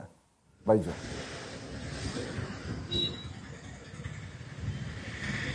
ടോമെ, ഇതിൽ അനിശ്ചിതത്വം തുടരുന്നു എന്ന കാര്യത്തിൽ ഒരു തർക്കവുമില്ല. കഴിഞ്ഞ ദിവസം നമ്മൾ റിപ്പോർട്ട് ചെയ്തതുപോലെ തന്നെ കർണാടക ഇതിൽ നിന്നും പിന്മാറുന്നു എന്ന് വേണം കരുതാൻ. അത് തന്നെയാണ് സംഭവിച്ചതും. ഏതായാലും ഇപ്പോൾ നിലവിൽ കരയിലും പുഴയിലുമുള്ള തെരച്ചിൽ പൂർണ്ണമായും നിലച്ച അവസ്ഥയാണ്. അവിടെ ഏതെങ്കിലും തരത്തിലുള്ള രക്ഷാപ്രവർത്തനം ഇപ്പോൾ നടക്കുന്നില്ല. അങ്ങനെയാണെങ്കിൽ 14-ാം നാളായിരിക്കുന്നു. ഇനി എപ്പോഴാണ് അർജുനെ കണ്ടെത്തുക? ഒപ്പം 2 കന്നഡികരും ആ മണ്ണിനടിയിലോ പുഴയിലോ ആയി ഉണ്ട്. അവരെ എപ്പോൾ കണ്ടെത്തുമെന്ന ചോദ്യം തന്നെയാണ് ഉയരുന്നത്. ഇനി എത്ര ദിവസം വേണ്ടിവരും? പുഴയിലെ അടിയൊഴുക്ക് അത് കുറയണമെങ്കിൽ ചുരുങ്ങിയത് 1 മാസമെങ്കിലും എടുക്കും. 21 ദിവസം കാലാവസ്ഥ ഇതേ രീതിയിൽ തുടരുമെന്നാണ് പ്രവചനം. അപ്പോൾ 1 മാസമെങ്കിലും എടുക്കും. അങ്ങനെയാണെങ്കിൽ ഇനി എത്രത്തോളം നീണ്ട കാത്തിരിപ്പായിരിക്കും അതിന് വേണ്ടി വരിക എന്ന് നമുക്ക് ഊഹിക്കാവുന്നേ ഉള്ളൂ. എന്തായാലും കർണാടക ഈ തെരച്ചിലുമായി ബന്ധപ്പെട്ട് എല്ലാ സംവിധാനങ്ങളും അവിടുന്ന് പിൻവലിച്ചു കഴിഞ്ഞു. നാവികസേന അവിടെ നിന്നും മടങ്ങി. ഇനി സൈന്യം മാത്രമാണുള്ളത്. സൈന്യമാണെങ്കിൽ ഇപ്പോൾ കരയിലെ തിരച്ചിൽ പൂർണ്ണമായും അവസാനിപ്പിച്ചു എന്ന് കഴിഞ്ഞ ദിവസം തന്നെ സൈന്യം വ്യക്തമാക്കിയതാണ്. അങ്ങനെയെങ്കിൽ ഇനി സൈന്യത്തിന് അവിടെ എന്താണ് കാര്യം? അവർക്കിനി മടങ്ങി തിരിച്ചു പോകേണ്ട സാഹചര്യമുണ്ട്. എന്തായാലും ഈ നാവികസേന തൊട്ടടുത്തുനിന്നാണ് വരേണ്ടത്. ഏത് സമയത്ത് വിളിച്ചാലും എത്തുമെന്നാണ് പറയുന്നത്. പക്ഷെ അതൊക്കെ ഇനി കർണാടക എത്രത്തോളം മുൻകൈ എടുക്കുമെന്നത് നമ്മൾ കാത്തിരുന്നതിനെ കാണണം. ഈ ചോദ്യം നമ്മൾ ചോദിക്കാൻ തുടങ്ങിയിട്ട് 14 ദിവസമായിരിക്കുന്നു. പക്ഷേ ഇതിന് ഒരു ഉത്തരം ഇതുവരെ കർണാടക സർക്കാരിന് ഈ ഭാഗത്തുനിന്നും കണ്ടെത്താൻ സാധിച്ചിട്ടില്ല. എന്തായാലും തൃശ്ശൂരിൽ നിന്നുള്ള അത്യാധുനിക സംവിധാനം എത്തിക്കുമെന്ന് പറയുന്നുണ്ടെങ്കിലും അതിനൊക്കെ വലിയ സാങ്കേതികത്വം കർണാടക ഇന്നലെ തന്നെ വ്യക്തമാക്കിയിരുന്നു. കർണാടകയിൽ നിന്നുള്ള ടെക്നീഷ്യന്മാർ അവിടെ തൃശ്ശൂരിലെത്തി പരിശോധിക്കേണ്ടതുണ്ട്. തൃശ്ശൂരിൽ നിന്നുള്ള സംഘം ഏതായാലും ഷിരൂരിലേക്ക് പുറപ്പെട്ടിട്ടുണ്ട്. അവർ ആ സ്ഥലം പരിശോധിക്കും. നമുക്ക് മനസ്സിലാക്കാൻ സാധിക്കുന്നത് ചെറിയ തോട് അല്ലെങ്കിൽ അത്തരത്തിലുള്ള ഇടങ്ങളിൽ പായലും ചെറിയ തോതിലുള്ള മണ്ണും മാത്രം എടുക്കുന്ന ഒരു യന്ത്രമാണ്. ഇത്രയും കുത്തൊഴുക്കുള്ള ഒരു പുഴയിൽ എങ്ങനെയാണ് ഈ യന്ത്രം ഉപയോഗിച്ച് ഈ വലിയ ലോറിയിൽ നിന്ന് എടുക്കുക എന്നത് ഒരു ചോദ്യം തന്നെ. ഏതായാലും അത്യാധുനിക സംവിധാനങ്ങൾ ഇതൊന്നും പോരാ, വലിയ തോതിലുള്ള സംവിധാനങ്ങൾ വേണം. എന്നാൽ മാത്രമേ ഇത്രയും അടിയൊഴുക്കുള്ള ഒരു പുഴയിൽ നിന്നും ഈ ലോറി, മണ്ണിൽ പൂണ്ടുകിടക്കുന്ന ഈ ലോറി പുറത്തേക്കെടുക്കാൻ പറ്റൂ. ആ ക്യാബിനകത്ത് ഇനി അർജുനുണ്ടോ എന്നറിയണം. അതില്ലെങ്കിൽ അതിന് തൊട്ട് അടുത്തായി വലിയ തോതിലുള്ള മൺകൂന രൂപപ്പെട്ടിട്ടുണ്ട്. ആ മൺകൂനയിൽ പരിശോധന നടത്തേണ്ടി വരും. ഏതായാലും ഇനി വൈകും, അത് നീളും എന്ന കാര്യത്തിൽ ഒരു തർക്കവുമില്ല.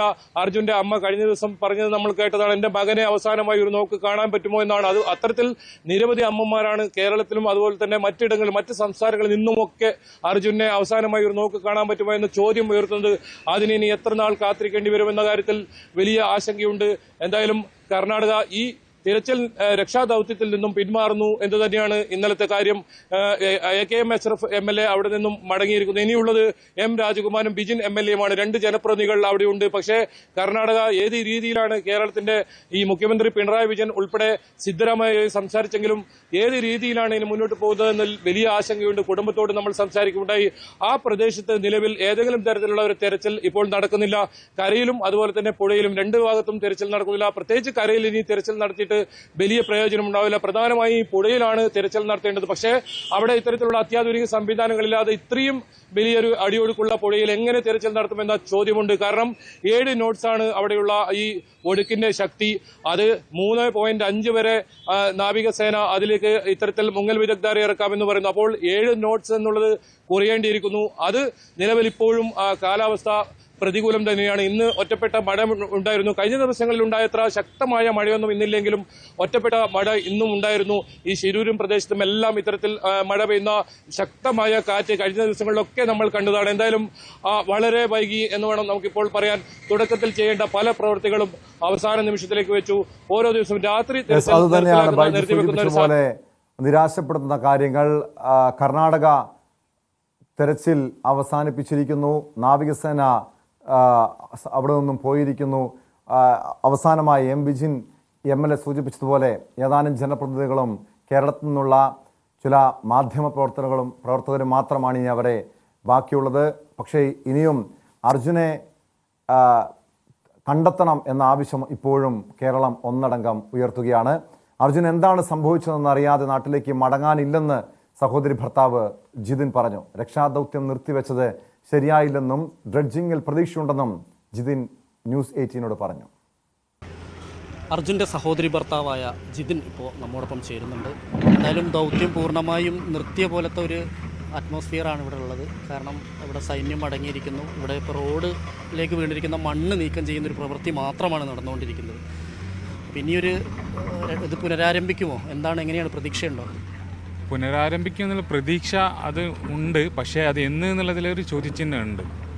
ഈ സാഹചര്യത്തിൽ തൃശ്ശൂരിൽ നിന്ന് വരുന്ന ഓപ്പറേറ്റേഴ്സ് ഇവിടെ ഇന്ന് രാത്രി എത്തി. ഇതിന് ശേഷം നാളെ രാവിലെ ഇവിടുത്തെ സ്ഥലങ്ങൾ വിലയിരുത്തിയതിന് ശേഷമായിരിക്കും ഒരു തീരുമാനം ഉണ്ടാകുക എന്നാണ് അറിയാൻ പറ്റിയത്. അത് വിജയിക്കുകയാണെങ്കിൽ പിന്നെ ഒരു കുറച്ച് ദിവസത്തിനുള്ളിൽ ഇവിടെ എത്തും എന്നാണ് അറിയാൻ പറ്റിയത്. പക്ഷേ ഇത്രയും നീണ്ടു പോകുമ്പോൾ കുടുംബത്തിനൊരു മാനസിക വിഷമമുണ്ട്. പക്ഷേ എന്ത് ചെയ്യാൻ പറ്റും, നമുക്ക് നമ്മുടെ കയ്യിലല്ലാന്നെല്ലാം മനസ്സിലായിട്ടുണ്ട്. ഒന്നും എങ്കിലും അത് ഡ്രഡ്ജിങ് ചെയ്യാൻ കഴിയുമെന്നുള്ളൊരു പ്രതീക്ഷ തന്നെയാണ് അല്പസമയം മുമ്പ് MLA പങ്കുവെച്ചത്. 2 MLAമാരും അങ്ങനെ തന്നെയാണ് പറയുന്നത്. ഇനി നമ്മുടെ ഒരു ആകെയുള്ള പ്രതീക്ഷ അത് തന്നെയാണെന്നും പറയുന്നു. പക്ഷേ ഗംഗാവലി നദിയിൽ ഇപ്പോഴും ശക്തമായ ഒഴുക്കാണ്. ഒപ്പം തന്നെ ഇപ്പം നിലവിലുള്ള ഈ ഡ്രഡ്ജിങ് കേരളത്തിൻ്റെ മണ്ണുത്തിയിലുള്ളത് അത്രത്തോളം പോസിബിളാണോ എന്നുള്ളൊരു സംശയവും നിലനിൽക്കുന്നുണ്ട്. അപ്പോൾ ഈ ഒരു സാഹചര്യത്തിൽ അത് എത്രയും വേഗം ഇത് സാധ്യമാവുമെന്ന് തോന്നുന്നുണ്ടോ? അല്ല, കാലാവസ്ഥ മുന്നത്തേൽ അപേക്ഷിച്ച് ഇന്നലെ മുതൽ നല്ല കാലാവസ്ഥ, അനുകൂലമായ കാലാവസ്ഥയാണ്. ഇന്നലെ മുതൽ നദിയിലെ വെള്ളത്തിൻ്റെ അളവ് ക്രമാതീതമായിട്ട് കുറഞ്ഞിട്ടുണ്ട്. ഒഴുക്കും അതിനനുസരിച്ചിട്ട് കുറഞ്ഞിട്ടുണ്ട്. പിന്നെ വെള്ളത്തിന് തെളിച്ചവും വരുന്നുണ്ട്. പ്രതീക്ഷ നൽകുന്നുണ്ട്. ഈ ഒരു തുടർച്ച 2 ദിവസം കൂടി നിന്നാൽ നല്ല ക്രമാതീതമായിട്ട് വെള്ളം കുറയുമെന്ന് തന്നെയാണ് പ്രതീക്ഷിക്കുന്നത്. ആ ഒരു സമയത്തേക്ക് ഈ മിഷനും എത്തിച്ചേർന്നാൽ അത് റിസൾട്ട് ഉണ്ടാക്കാൻ പറ്റുമെന്നൊരു പ്രതീക്ഷയുണ്ട്. പക്ഷേ അതിനിടയിൽ ഇവരെന്തെങ്കിലും, കാരണം ഇന്നലെ പറഞ്ഞത് നാവികസേനയും കരസേനയും ഇവിടെ തുടരും, മറ്റ് ഡിപ്പാർട്ട്മെൻ്റെല്ലാം ഇവിടെ തുടരുമെന്നെല്ലാം പറഞ്ഞിരുന്നു. പക്ഷേ അങ്ങനെ ഒരു സാഹചര്യം നമുക്ക് ഇവിടെ കാണാൻ പറ്റുന്നില്ല. ആകെ 1-2 പോലീസുകാരുണ്ട്. പിന്നെ അതുപോലെ തന്നെ ഈ മണ്ണ് നീക്കം ചെയ്യുന്നൊരു ആളുകളും യന്ത്രങ്ങളും ഇത് മാത്രമേ ഇപ്പോൾ ഇവിടെ. അതെ, ആ ഒരു സാഹചര്യം മാത്രമാണ് നിലനിൽക്കുന്നത്. പക്ഷേ അത് നമുക്കൊരു വിശ്വാസ്യത ചോദ്യം ചെയ്യുന്ന രീതിയിൽ അതിൽ ഇതുണ്ട് ഇപ്പോൾ. കാരണം പറഞ്ഞ കാര്യങ്ങളൊന്നും അവർ ചെയ്യുന്നില്ല. അങ്ങനെയൊരു പ്രോബ്ലം ഫേസ് ചെയ്യുന്നുണ്ട്. ഈ ഫ്ലോട്ടിംഗ് ബ്രിഡ്ജ് ഉൾപ്പെടെയുള്ള അത് ആലോചിച്ചിരുന്നു. അപ്പോൾ അതിനുള്ള ഈ ഫ്ലോട്ടിങ്ങിനുള്ള പാൻറ്റൂൺ എത്തിക്കുക എന്നുള്ളത് രാജസ്ഥാനിൽ നിന്ന് എത്തിക്കാനായിരുന്നു തീരുമാനം. പക്ഷേ അത് രാജസ്ഥാനിൽ നിന്ന് എത്തിക്കാമെന്ന് കലക്ടർ ആ യോഗത്തിൽ ഉറപ്പ് കൊടുത്തതാണ്. രാജസ്ഥാനിൽ നിന്ന് അത് എത്തിയതുമില്ല. കാർവാറിൽ അതിനുള്ള സംവിധാനമുണ്ട്, പക്ഷേ അതിൻ്റെ വിദഗ്ധരായ ആളുകളില്ല എന്നും പറയുന്നു. അതിൽ നിന്ന് കർണാടകം പുറകോട്ട് പോയി. പക്ഷേ ഡ്രഡ്ജിങ് നടത്തുന്നത് കേരളം മാത്രം മുൻകൈയെടുത്ത് ചെയ്യുന്നതാണ്. പക്ഷേ അവിടെയും കർണാടകത്തിൻ്റെ ഒരു സഹകരണം എത്രത്തോളം ഉണ്ടാവുന്ന കാര്യത്തിൽ എന്ത് തോന്നുന്നു? തോന്നുന്നില്ല അതിൽ. കാരണം ഞാൻ പറഞ്ഞല്ലോ, തുടക്കം മുതലേ ഇവിടെയുള്ളത് ഏകോപനക്കുറവും കാര്യക്ഷമത ഇല്ലാതെ ഒരു സംവിധാനവുമായിരുന്നു. അതിൽ പിന്നീട് അങ്ങോട്ട് കുറച്ചൊരു ഇമ്പ്രൂവ്മെൻറ്റ് ഉണ്ടായിരുന്നു. അപ്പോൾ ആ ഒരു കാര്യത്തിൽ ഞങ്ങൾ 100% സംതൃപ്തരല്ലെങ്കിൽ കൂടിയിട്ടും സംതൃപ്തി ഉണ്ടായിരുന്നു അതിൽ. പക്ഷേ അതേ ഒരു സാഹചര്യം തന്നെയാണ് അവസാന നാളുകളിൽ വരെ നമ്മൾ കണ്ടത്. ഇന്നലെ വരെ ഉടനെ പെട്ടെന്നൊരു സമയത്ത് എല്ലാ തിരച്ചിലും അവസാനിച്ച് ഞങ്ങൾ തിരച്ചിൽ അവസാനിപ്പിക്കുന്നു, ഇനി നദിയിലെ ആഴം കുറഞ്ഞിട്ടേ ചെയ്യാൻ പറ്റുള്ളൂ എന്നൊരു പ്രഖ്യാപനം നടത്തുകയും ചെയ്ത് അതെല്ലാം എന്തെല്ലാമോ ഒരു മുൻകൂട്ടി കണ്ടിട്ടുള്ളൊരു ഒരു ഇതായിട്ടാണ് ഞങ്ങൾക്ക് തോന്നുന്നത്. അത് അങ്ങനെയൊന്നും പറയാൻ എനിക്കറിയില്ല. എനിക്ക് തോന്നുന്ന കാര്യമാണ് ഞാൻ പറഞ്ഞത്. അല്ലാതെ ഇതിൽ വേറെ ഒന്നുമില്ല, വേറെ ഒരു പ്രഷറൊന്നും ഉണ്ടായിട്ടല്ല. അങ്ങനെ തോന്നുന്നു. ഇനി എപ്പോഴാണ് നാട്ടിലേക്ക് മടങ്ങുന്നതിനെ കുറിച്ച് എങ്ങനെയാണ്? അതിനെക്കുറിച്ച് ആലോചിച്ചിട്ടില്ല ഇതുവരെ. നോക്കട്ടെ, ഇവിടുത്തെ സാഹചര്യം എങ്ങനെയാണെന്ന് മനസ്സിലാക്കണമല്ലോ. കാരണം കുടുംബത്തിൻ്റെ ഭാഗമായിട്ട് ഞാൻ ഇവിടെ നിൽക്കുന്നുണ്ട്. തുടരാൻ തന്നെയാണ് ഇപ്പോഴത്തുള്ള തീരുമാനം. ബാക്കി തീരുമാനങ്ങൾ ഇന്നത്തിന് ശേഷം അറിയിക്കും. ഇന്ന് രാത്രി ഡ്രഡ്ജിംഗ് ഏറെ നിരാശയോടെയാണ് അർജുൻ്റെ സഹോദരി ഭർത്താവ് ജിതിൻ പ്രതികരിക്കുന്നത്. അർജുനെ കാണാതായി നാളെ 2 ആഴ്ച പിന്നിടുകയാണ്. ഇതുവരെ അർജുനെക്കുറിച്ച് യാതൊരു സൂചനയുമില്ല. ജിതിൻ്റെ വാക്കുകളനുസരിച്ച് അവിടെ ജിതിൻ മാത്രമാണിപ്പോൾ അവശേഷിക്കുന്നത്. മറ്റ് ആളുകളെല്ലാം നാവികസേനയും കരസേനയും അവിടെ നിന്നും മാറിയിരിക്കുന്നു. കർണാടക തെരച്ചിൽ നിർത്തിയ മട്ടാണെന്ന് പറയുന്നു. പക്ഷേ ഈ ജിതിൻ്റെ കുടുംബത്തോടൊപ്പം കേരളം ഒന്നടങ്കം ഈ അർജുനെ കണ്ടെത്തണമെന്ന ആവശ്യം ഇപ്പോഴും ഉയർത്തുകയാണ്. അർജുനെ കണ്ടെത്താൻ വേണ്ടിയുള്ള നടപടികൾ തുടരണമെന്നാണ് ആവശ്യം. സ്പോട്ട് ലൈവിലേക്ക് തിരികെ എത്താം ഇടവേളയ്ക്ക് ശേഷം.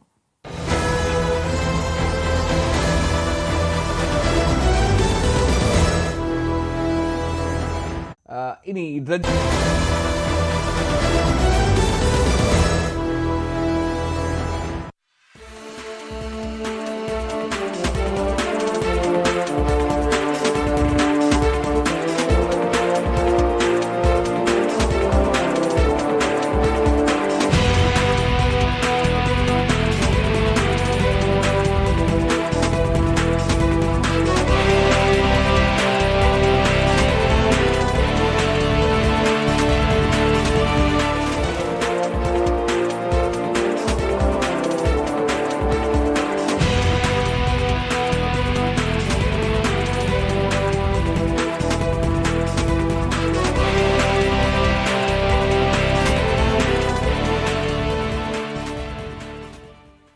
പോലീസ് സ്റ്റേഷന് മുന്നിലൂടെ മണൽ കടത്തുന്ന വീഡിയോ ചിത്രീകരിച്ച് മണൽ മാഫിയ സംഘം.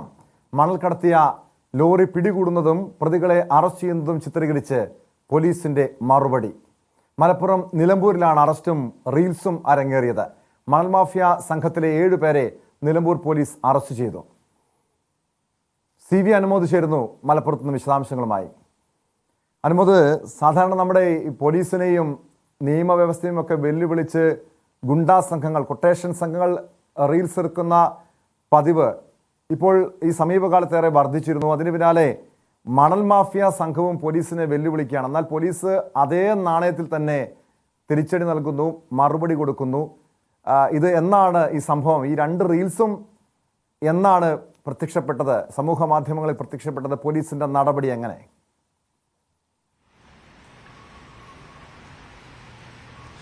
ടോം, ഈ മാസം 22-ാം തീയതിയാണ് ഈ കേസിന് ആസ്പദമായ സംഭവം ഉണ്ടായിരുന്നത്. ഈ ഒരു മണൽക്കടത്തുമായി ബന്ധപ്പെട്ട് 7 പേരാണ് ഇപ്പോൾ പിടിയിലായിട്ടുള്ളത്. പോലീസ് പറയുന്നത് 22-ാം തീയതി രാത്രി ഇവർ മണൽ കടത്തി പോലീസ് സ്റ്റേഷന് മുൻപിലൂടെ പോലീസിനെ വെല്ലുവിളിച്ച് കൊണ്ടുപോകുന്ന ആ ദൃശ്യങ്ങൾ ഇവർ മൊബൈൽ ഫോണിൽ പകർത്തി റീൽസായി ഇടുകയായിരുന്നു. ഈ വാഹനത്തിന്റെ ഉടമയായിട്ടുള്ള ഷാമിൽ ഖാൻ, അതേപോലെ തന്നെ ഈ കേസിൽ പ്രധാനപ്പെട്ട പ്രതികളായിട്ടുള്ളത് ഷാമിൽ ഖാനാണ്. അയാളാണ് ഈ വാഹനത്തിന്റെ ഉടമ. അതുപോലെ അൽത്താഫ്, അതേപോലെ അമീൻ, പിന്നെയും 4 പേരുണ്ട്, സവാദ്, മജീദ്, സഹീർ. അപ്പോൾ ഇവര് ഈ അമീൻ ഡിഗ്രി വിദ്യാർത്ഥിയാണ്. അമീനാണ് ഈ ദൃശ്യങ്ങൾ മൊബൈൽ ഫോണിൽ പകർത്തി അത് ഇൻസ്റ്റഗ്രാമിൽ പോസ്റ്റ് ചെയ്തത്.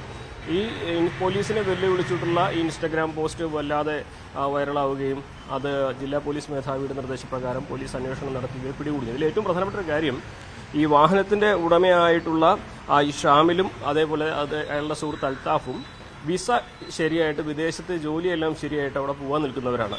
അപ്പോൾ ഇത് ഈ ഒരു മണൽക്കടത്തോടെ ഈ എല്ലാ തരത്തിലുള്ള ഇത്തരത്തിലുള്ള പരിപാടികളൊക്കെ നിർത്തി വാഹനം വിറ്റ് വിദേശത്ത് പോയി മറ്റൊരു ജോലിയുമായിട്ട് കഴിഞ്ഞുകൂടാനുള്ള പ്ലാനുകളായിരുന്നു. അപ്പോൾ വിദേശത്ത് പോയി കഴിഞ്ഞാൽ പിന്നെ ഇവരെ പിടികൂടാൻ കഴിയുന്ന കാര്യമല്ല.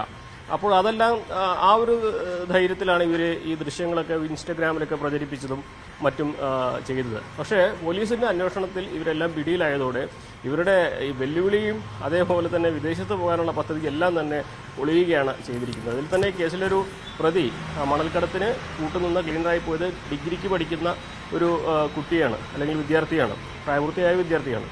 അപ്പോൾ അത്തരത്തിൽ പോലീസിനെ വെല്ലുവിളിച്ചുകൊണ്ട് നടത്തിയ മണൽ കടത്തും അതിൻ്റെ റീൽസും യഥാർത്ഥത്തിൽ ഇവരുടെ എല്ലാ പദ്ധതിയും പൊളിക്കുകയും പോലീസ് ഇവരെ പിടികൂടുകയും വിദേശത്ത് പോയി മറ്റൊരു തൊഴിൽ ചെയ്ത് ജീവിക്കാൻ എന്ന ഇവരുടെ പദ്ധതിയെല്ലാം തന്നെ പാളുകയും ചെയ്തു. നിലവിലെല്ലാവരും കോടതിയിൽ ഹാജരാക്കി എല്ലാവരും റിമാൻഡ് ചെയ്തിരിക്കുകയാണ്. പൊതുമുതൽ മോഷ്ടിച്ചതിനാണ് ഇവർക്കെതിരെയുള്ള കുറ്റം ചുമത്തിയിട്ടുള്ളത്. എന്നാണെങ്കിലും ഇതിൽ ഏറ്റവും മറ്റൊരു പ്രധാനപ്പെട്ട കാര്യം, ഇങ്ങനെ ഇൻസ്റ്റഗ്രാമിൽ പോലീസിനെ വെല്ലുവിളിച്ചിട്ടാണ് ഇവർ ഇത് ചെയ്തതെങ്കിൽ അതിന് മറുപടിയായിട്ട് ഇവരെ പിടികൂടിയിട്ട് മറ്റൊരു റീലും മലപ്പുറം പോലീസിന്റെ ഇൻസ്റ്റഗ്രാം പേജിൽ ഇന്ന് രാവിലെ അവർ അപ്ലോഡ് ചെയ്തിട്ടുണ്ട്. ഈ ആദ്യം പ്രതികളുടെ മണൽക്കടത്തിന്റെ വീഡിയോ, അതിന് പിന്നാലെ അവരെ പോലീസ് പിടികൂടിയിട്ട് അവരെ പോലീസ് സ്റ്റേഷനിൽ കൊണ്ടുവരുന്നതിൻ്റെയും മണൽ ലോറി കൊണ്ടുവരുന്നതിൻ്റെയും ദൃശ്യങ്ങളൊക്കെ അടക്കമുള്ള മറ്റൊരു വീഡിയോ ഇൻസ്റ്റഗ്രാമിൽ മലപ്പുറം പോലീസ് ഇപ്പോൾ അപ്ലോഡ് ചെയ്തിട്ടുണ്ട്. അതും വൈറലായിക്കൊണ്ടിരിക്കുകയാണ് കേട്ടോ.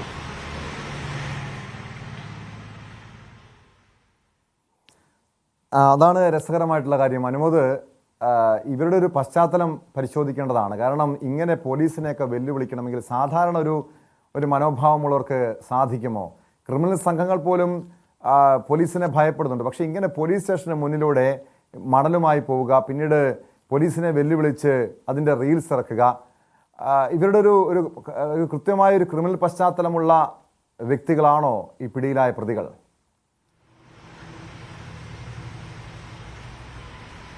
ഇതിൽ 2 പേർക്കെതിരെ മാത്രമാണ് മുൻപ് മണൽക്കടത്തിന് കേസുള്ളത്. പോലീസിന്റെ കണക്കിൽ കേസുള്ളത്, അതായത് ഈ വാഹനത്തിന്റെ ഉടമയായ ഷാമിലിനും അൽത്താഫിനും.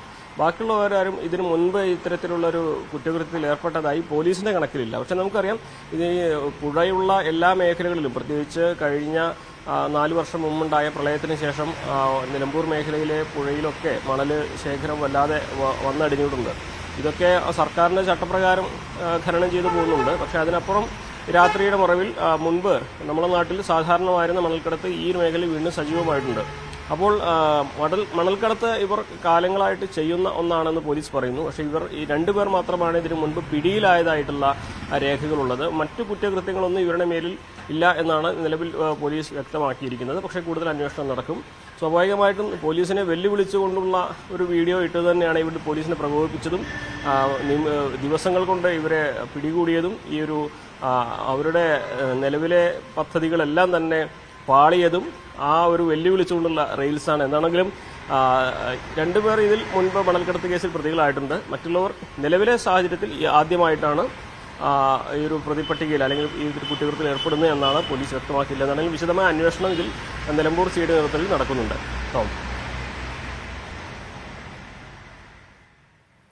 പോലീസിനെ വെല്ലുവിളിച്ചതാണ്, ഇതുപോലെ പരിഹസിച്ചുകൊണ്ട് റീൽസ് ഇട്ടതാണ് മലപ്പുറം നിലമ്പൂർ പോലീസിനെ പ്രകോപിപ്പിച്ചത്. അതിന് തൊട്ടു പിന്നാലെ പോലീസിന്റെ ഭാഗത്തുനിന്ന് ശക്തമായ നടപടിയുമുണ്ടായി. ഈ പ്രതികളെ അറസ്റ്റ് ചെയ്യുന്നത് ഉൾപ്പെടെയുള്ള ദൃശ്യങ്ങൾ പങ്കുവെച്ചുകൊണ്ടാണ് പോലീസ് മറുപടിയായി സമൂഹ മാധ്യമങ്ങളിലൂടെ റീൽസും പങ്കുവെച്ചത്. സ്പോട്ട് ലൈവിന് പരിശോധിക്കുന്നത് മറ്റൊരു വിഷയമാണ്. നെടുമ്പാശ്ശേരിയിലെ ആഡംബര ഹോട്ടലിൽ DJ പാർട്ടിയുടെ മറവിൽ ലഹരി പിടികൂടിയ കേസിൽ പ്രതികൾ ലക്ഷ്യമിട്ടിരുന്നത് ലക്ഷങ്ങളുടെ ലഹരി കച്ചവടം. പുതിയ കസ്റ്റമേഴ്സിനെ കണ്ടെത്താനും ഒപ്പം ലഹരി കച്ചവടം ശക്തമാക്കുന്നതിനുമാണ് DJ പാർട്ടി സംഘടിപ്പിച്ചതെന്നാണ് പോലീസ് നൽകുന്ന വിവരം. പിടിയിലായ സൂസി പെൺകുട്ടികളെ ലഹരി പാർട്ടികളിൽ എത്തിക്കുന്ന മുഖ്യ കണ്ണിയാണ്. ബംഗളൂരുവിൽ നിന്നാണ് ലഹരി എത്തിച്ചതെന്നാണ് പോലീസ് നൽകുന്ന വിവരം. കൊച്ചിയിൽ നിന്ന് നവമി ദിനേശ് ചേരുന്നു വിശദാംശങ്ങളുമായി. നവമി, ഒരു ചെറിയ ഇടവേളയ്ക്ക് ശേഷം കൊച്ചിയിൽ വീണ്ടും ലഹരി പാർട്ടികൾ സജീവമാകുന്നു എന്നതിൻ്റെ കൃത്യമായ വിവരങ്ങളാണ് പോലീസ് പങ്കുവയ്ക്കുന്നത്. കഴിഞ്ഞ ദിവസം പിടിയിലായ ഒരു സ്ത്രീ ഉൾപ്പെടുന്ന സംഘം, ഇവരെക്കുറിച്ച് വളരെ പോലീസിന്റെ അന്വേഷണത്തിൽ ഞെട്ടിപ്പിക്കുന്ന വിവരങ്ങൾ പുറത്തു വരുന്നുണ്ട്. പെൺകുട്ടികളെയും യുവതികളെയും ഈ DJ പാർട്ടിയിൽ എത്തിക്കാൻ അവർ ലക്ഷ്യമിട്ടിരുന്നു. ബംഗളൂരുവിൽ നിന്ന് വലിയ രീതിയിൽ മാരക ലഹരി വസ്തുക്കൾ എത്തിച്ചുവെന്ന് പറയപ്പെടുന്നുണ്ട്. ഇത് ഒരു കൊച്ചി കേന്ദ്രീകരിച്ചുള്ള ഒരു വലിയ ഒരു റാക്കറ്റാണോ ഇതിന് പിന്നിൽ പ്രവർത്തിക്കുന്നത്?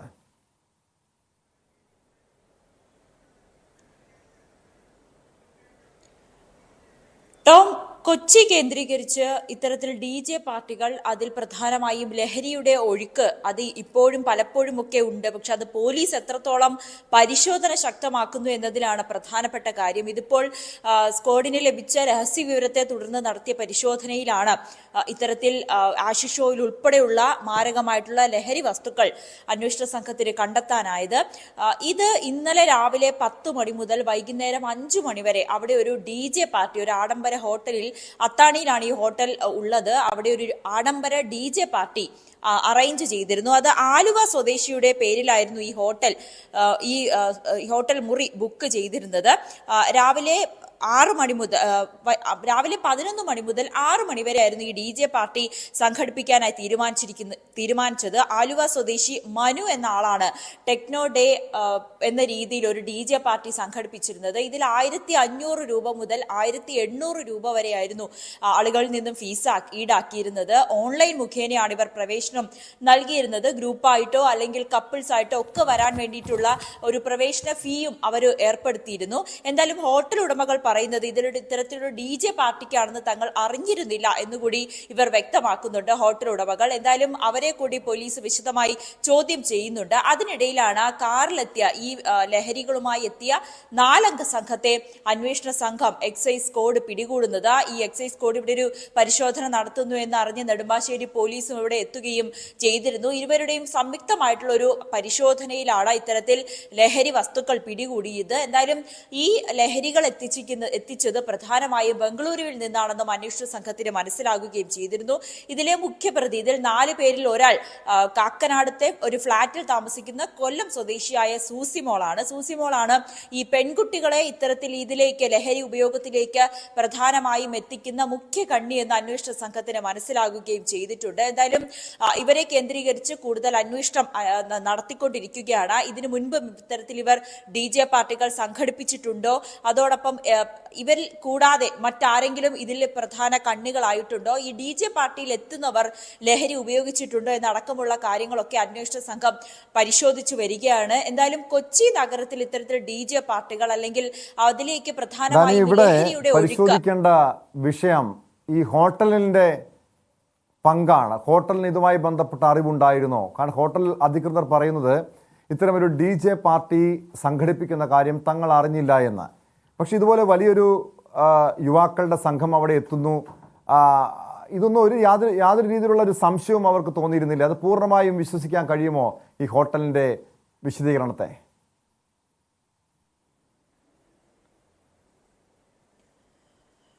പോലീസ് അത് പരിശോധിച്ചു വരികയാണ്. ഇത്രയും വലിയൊരു DJ പാർട്ടി അവിടെ നടത്തുന്നു എന്ന് അറിയുമ്പോൾ, അതായത് ഒരു ഹോൾ വരെ ബുക്ക് ചെയ്യുമ്പോൾ അത് ഹോട്ടൽ ഉടമകൾക്ക് അറിഞ്ഞില്ല, അല്ലെങ്കിൽ അവർക്കിത് ലഹരി ഉപയോഗമുണ്ടെന്നോ അല്ലെങ്കിൽ DJ പാർട്ടിയാണെന്നോ തങ്ങൾക്ക് അറിയില്ല എന്നുള്ളൊരു വാദം അന്വേഷണ സംഘം മുഖവിലേക്ക് എടുത്തിട്ടില്ല. ഇവരെയും വിശദമായി ചോദ്യം ചെയ്യുന്നുണ്ട്. ഇതിനു മുൻപ് ഇവിടെ ഇത്തരത്തിൽ ലഹരി ഉപയോഗമുണ്ടോ അല്ലെങ്കിൽ DJ പാർട്ടികൾ ഇതിനു മുൻപ് നടത്തിയിട്ടുണ്ടോ, ഈ ആലുവ സ്വദേശി ആരാണെന്ന് അടക്കമുള്ള കാര്യങ്ങളും അന്വേഷണ സംഘം പരിശോധിച്ചു വരുന്നുണ്ട്. ഇപ്പോഴെന്തായാലും ഈ ഹോട്ടൽ ഉടമകളെയും മറ്റ് ജീവനക്കാരെയും അന്വേഷണ സംഘം ചോദ്യം ചെയ്യാൻ വിളിപ്പിച്ചിട്ടുണ്ട്. അവരെയും വിശദമായിട്ട് അവരുടെയും മൊഴിയെടുക്കും. ഇവർക്കും ഇതിൽ പങ്കുണ്ടെങ്കിൽ ഈ കേസിൽ പ്രതി ചേർക്കാൻ തന്നെയാണ് അന്വേഷണ സംഘത്തിന്റെ തീരുമാനം. അതോടൊപ്പം ഈ പിടിയിലായ പ്രതികൾക്ക് എത്ര നാളെ അവർ ഇതിനു മുൻപും ഇത്തരത്തിൽ ലഹരി ഉപയോഗിക്കുന്നുണ്ടോ അല്ലെങ്കിൽ ലഹരി കച്ചവടം നടത്തുന്നുണ്ടോ, ഇവരുടെ ഫോൺ അടക്കം പരിശോധിക്കുവാനും അന്വേഷണ സംഘം തീരുമാനിച്ചിട്ടുണ്ട്. എന്തായാലും എക്സൈസിന്റെയും നെടുമ്പാശ്ശേരി പോലീസും ഇവർ രണ്ടുപേരും സംയുക്തമായാണ് ഈ കേസ് അന്വേഷിക്കുന്നത്. ഇവർ പ്രധാനമായും ലക്ഷ്യമിടുന്നത് ഇത്തരത്തിലൊരു DJ പാർട്ടി സംഘടിപ്പിക്കുക, അതിൽ ലഹരികൾ കൊടുക്കുക, പിന്നീട് ഇവരെ സ്ഥിരം കസ്റ്റമേഴ്സായി കിട്ടും, കൂടുതൽ ആളുകളെ ഇത്തരത്തിൽ ലഹരി സംഘങ്ങളാക്കുക, അല്ലെങ്കിൽ ലഹരി ഉപയോഗത്തിന് നൽകുക, കച്ചവടം നടത്തുക, ഇതൊക്കെയാണ് ഈ സംഘം പ്രധാനമായും ലക്ഷ്യമിട്ടിരിക്കുന്നത്. എന്തായാലും ഇവർക്ക് ബംഗളൂരുവിൽ നിന്നും ലഹരികൾ എത്തിക്കുന്നത് ആരാണ്? ഇവർ നേരിട്ട് പോയിട്ടാണോ ലഹരികൾ കൈപ്പറ്റുന്നത്, അതോ കേരളത്തിൽ തന്നെ കൊച്ചിയിൽ തന്നെ മറ്റാരെങ്കിലും ഇതിന്റെ കണ്ണി ആയിട്ടുണ്ടോ എന്നതും അന്വേഷണ സംഘം പരിശോധിച്ചു വരികയാണ്. ഈ സൂസിമോളാണ് ഇതിലെ പ്രധാന പെൺകുട്ടികളെ ലഹരി കച്ചവടത്തിന് അല്ലെങ്കിൽ ലഹരി ഉപയോഗത്തിന് പ്രേരിപ്പിക്കുന്നതും ഇതിലേക്ക് ആളുകളെ കൂട്ടുന്നതും ഈ സൂസിമോളാണെന്നും അന്വേഷണ സംഘത്തിന് മനസ്സിലായിട്ടുണ്ട്. എന്തായാലും പ്രതികൾ ഇപ്പോൾ റിമാൻഡിലാണ്. ഉടനെ തന്നെ ഇവരെ കസ്റ്റഡിയിൽ ആവശ്യപ്പെട്ട് കൂടുതൽ വിശദമായ ചോദ്യം ചെയ്യുവാനും കൂടുതൽ അറസ്റ്റുകളിലേക്ക് കടക്കാനുമാണ് അന്വേഷണ സംഘം തീരുമാനിച്ചിരിക്കുന്നത്. കേട്ടോ, കൊച്ചിയിൽ നിന്ന് നവമി ദിനേശാണ് വിവരങ്ങൾ നൽകിയത്. ചെറിയൊരു ഇടവേളയ്ക്ക് ശേഷമാണ് കൊച്ചിയിൽ വീണ്ടും DJ പാർട്ടിയുടെ മറവിൽ ഈ ലഹരി ഇടപാടുകൾ നടക്കുന്നത്. നെടുമ്പാശ്ശേരിയിലെ ആഡംബര ഹോട്ടലിൽ DJ പാർട്ടിയുടെ മറവിൽ ലഹരി പിടികൂടിയ കേസിൽ പ്രതികൾ ലക്ഷ്യമിട്ടിരുന്നത് ലക്ഷങ്ങളുടെ ലഹരി കച്ചവടമെന്നാണ് പോലീസ് നൽകുന്ന വിവരം. പുതിയ കസ്റ്റമേഴ്സിനെ കണ്ടെത്താനും ഒപ്പം ലഹരി കച്ചവടം ശക്തമാക്കുന്നതിനുമാണ് DJ പാർട്ടി സംഘടിപ്പിച്ചതെന്നാണ് പോലീസ് വ്യക്തമാക്കിയിരിക്കുന്നത്. ഇതിന് പിന്നിൽ ഇതിൻ്റെ മുഖ്യ കണ്ണി, ഈ ലഹരി ഇടപാടിൻ്റെ മുഖ്യ കണ്ണി സൂസിമോൾ എന്ന യുവതിയാണ്. ഇവരുൾപ്പെടെ 4 അംഗ സംഘത്തെയാണ് കഴിഞ്ഞ ദിവസം പോലീസ് പിടികൂടിയത്. ഇതിന് പിന്നിൽ കൂടുതൽ ആളുകൾക്ക് പങ്കുണ്ടോ, വൻ റാക്കറ്റ് ഇതിന് പിന്നിൽ പ്രവർത്തിക്കുന്നുണ്ടോ എന്നത് പോലീസ് വിശദമായി പരിശോധിക്കുന്നുണ്ട്. സ്പോട്ട് ലൈവ് പൂർണ്ണമാകുന്നു. നമസ്കാരം. मैं समझता हूँ कि ये सबसे अच्छा अभियान है, सबसे पर्पसफुल अभियान है, सबसे देश के लिए इस वक्त जो एक बहुत दर्दनाक स्थिति है, पेड़ों की कमी, उसको पूरा करने की तरफ एक ही है. ये जो है क्लाइमेट चेंज, जगह जगह आगे जो लग रही हैं और तमाशे हो रहे हैं, उसके लिए ये सबसे अच्छा अभियान है. और ये अभियान का जो जोर है वो पूरे देश में फैलना चाहिए, सब लोगों में, कोई छूटना नहीं चाहिए। आपने जितने पेड़ आज लगाए हैं ना यहाँ पे, इससे आप अपने ऑफिस के 5-6 एयर कंडीशनर निकाल सकते हैं, अपने आप टेम्परेचर इतना डाउन हो जाएगा। जिंदा रहने के लिए सबसे बेसिक चीज़ है सांस लेना। अगर हवाई इतनी पोल्यूशन लेवल आपको पता है क्या है, उसमें आपको ये ही आपको ऑक्सीजन देंगे जिससे आप जिंदा रह सकते हैं।